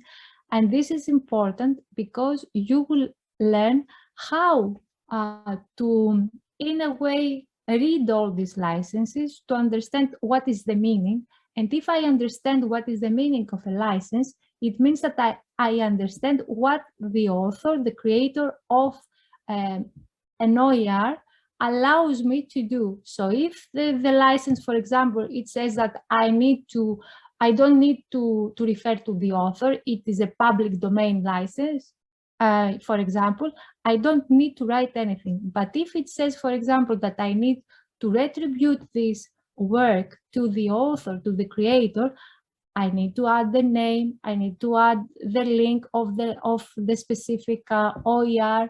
And again, there are so many other things that I need to take under consideration, because we have 6 different licenses that some of those allows us to create upon and some others don't. So we need to know how to use all these licenses, because these are our, how can I say, our passports in order to use all this material that it is online. And again, following this, the last week's quiz, you can get, as Alexander said before, you can, Alex, are you here? Is Alex here or not? He's out. I can see him here, but I don't know if he's okay. I wanted to tell him. Hi. Hi, Alex. I hope you can hear me. Yes. I hope I'm not kicked out of Zoom in the next. I am just searching for you when I am talking about all this. You know, it was a. I'm here one moment, and the next I'm gone. Okay, now that you're here, you can always add this piece of information about the badges. What happens with the badges, because we didn't say that. Yeah, sure. So these are small milestones along the way of the MOOC to celebrate, in a sense, your achievements at the end of every week. So when you finish each week of the MOOC and you successfully also pass the quiz of the MOOC, you'll be awarded a badge which you can display on your profile. You can also download and share it on your social media. And at the end of the MOOC, when you have completed all weeks and when you have gained all 4 badges, you will also be issued automatically a certificate of participation. Great. And also, when you upload an OER, you again can have, can gain a new badge. And why not? It's a nice feeling, I think, when you have, in the end, a nice present, isn't it? I think. So that is the whole the process of the material that you can study. But one thing that it is important to say is that you can always start from what you are looking for. So if you want, you can start from week 4 and check the copyrights if you have interest in this. So you can choose the way that you want to follow the study material. And since this course will be open, you can take, you can enroll in the course and do it at your own pace. Okay, so this is the learning activities that I told you, the form, the test. And please join us. We will be so happy to see you there. And of course, we have the community, the forum, you can add your comments, your questions. We will be around, okay? So one other thing that we also offer, it is a tandem learning service. And this is really important for us because we wanted to give, you remember when I was explaining all about the designing of this environment, of the open language learning interactive environment. So this was a very important feature for us, providing this service of tandem language learning. So what is it? According to Brammertz, when learning a language in tandem, it means that 2 people with different mother tongues work together in order to learn from each other. And the characteristics that tandem language learning has is reciprocity, responsibility, and autonomy. In this case, what it is different, it is that we have let's say, 2 people who would like to learn, to practice a language. So they can work and discuss in 1 hour. And half an hour they can work on and they can speak in one language, and another half hour in another 30 minutes in the other language. In that case, you try to help each other and to correct when you see that the communication flow is not so good. So you can just correct each other. And this is a wonderful thing because you learn in tandem with a person who may become your friend. And it's really nice because in our platform, you can search and you can find a tandem language partner. First, what you need to do is to record your language proficiency level.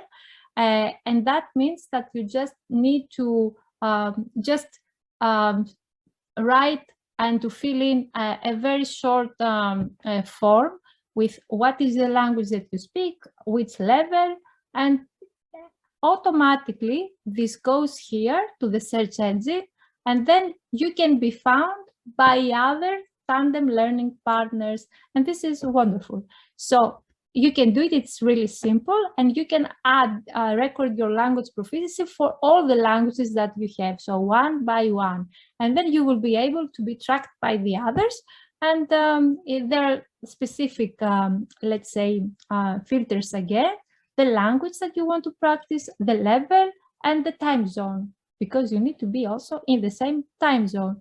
So then you can go and search, for example, for Italian, you can go and view the profile of Antonio or my profile, and you can just send them a message and ask for taking this time to do tandem learning. In order to support this activity, we also offer a Padlet here with different types of activities. There are, in fact, discussion topics, and if you have more topics that you would like us to add, please tell us and we will add even more. Just to give you some ideas of what you can discuss during this hour of tandem learning. And we think that it was, from our workshops, we already have done 2 workshops with people, students from 3 universities, the University of Macedonia, the Cyprus University of Technology, and the Open University. And the feedback that we got, it was really nice, and we worked in Zoom rooms, and it was really nice because they worked either in tandem, one-to-one, or in groups, so more than one person, 3-4 people in one group, working for 1 hour and practice a language. I think at the Goni you had a very nice, you can say, a nice experience. And I can confirm, Maria, and I have people that still comment on the experience, their positive feelings towards that session, that they met wonderful people during the tandem exchange and had the opportunity to have an authentic experience of using the language with a speaker that is a native speaker, and exchange not only linguistic but also cultural information about COVID. So it was perceived really positively by the participants. I think I liked it also, and you remember that the English native speaker, he had an extra work. Everybody wanted to speak with him, so it was really nice. Indeed. Yes. So here we give the possibility. You can use either Skype or Google Meet, but of course you can find also another tool if you wish. For us, for the tandem learning workshops, we have used Zoom because we wanted, to explore a little bit and to work in many groups in the same time. So I think that it was a very good, let's say, experience. And if you want to have also this experience, we really invite you to, create your profile and search for your tandem partners. I think it would be wonderful. If you practice it, and if you try it, you will see. So please follow us also on our social media. We need to add this information in our chat also, Facebook and our Twitter account as well. But also I want to share with you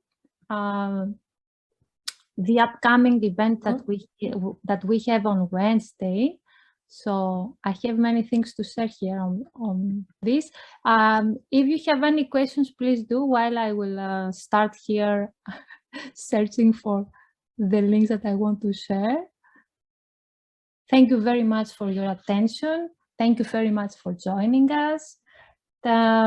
It's a pleasure to see so many colleagues here who have this interest in our project, and thank you very, very much.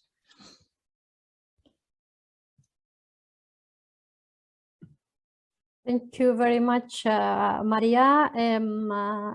So we renew our date for Wednesday. We are really excited to have another forthcoming event for the OPENLang project. So just to wrap up today's event, we had the opportunity to find out more about Erasmus mobility and through the presentation by Professor Makridis and how to approach language learning and how to design our curriculum for addressing the needs of the mobility students. And also exciting information about the OPENLang platform and how you can join the platform, find out more about the open educational resources and open educational practices, assess your language competences and skills, and also find resources that you can use to upgrade your skills. So Maria has shared Wednesday's event in the chat. So Maria, I'm giving the floor to you for a final comment. And thank you very, very much, Antigone. Yes, on Wednesday, we will have with us two wonderful speakers. The one is Cristina Pell, the director of the eLearn Center from Open University of Catalonia from Spain. And she will discuss about the design elements for tandem language learning. I can tell you that Professor Cristina Pell is the top expert in this area because for the last 20 years she's working on this area. So she will have really wonderful things to show to us, and I'm looking forward to this. We are really honored to have here as a keynote speaker. And the second one is Dr. Javiera Atenas, who is a senior lecturer from the University of Suffolk in UK, and she will discuss about OERs, and she will have a different perspective. She will tell us how important it is for us to understand OERs and how everyone is lost. The title is really interesting, Lost in Space and Lost in Translation, how people cannot understand what open educational resources are. And she will try to show us why are important. And she's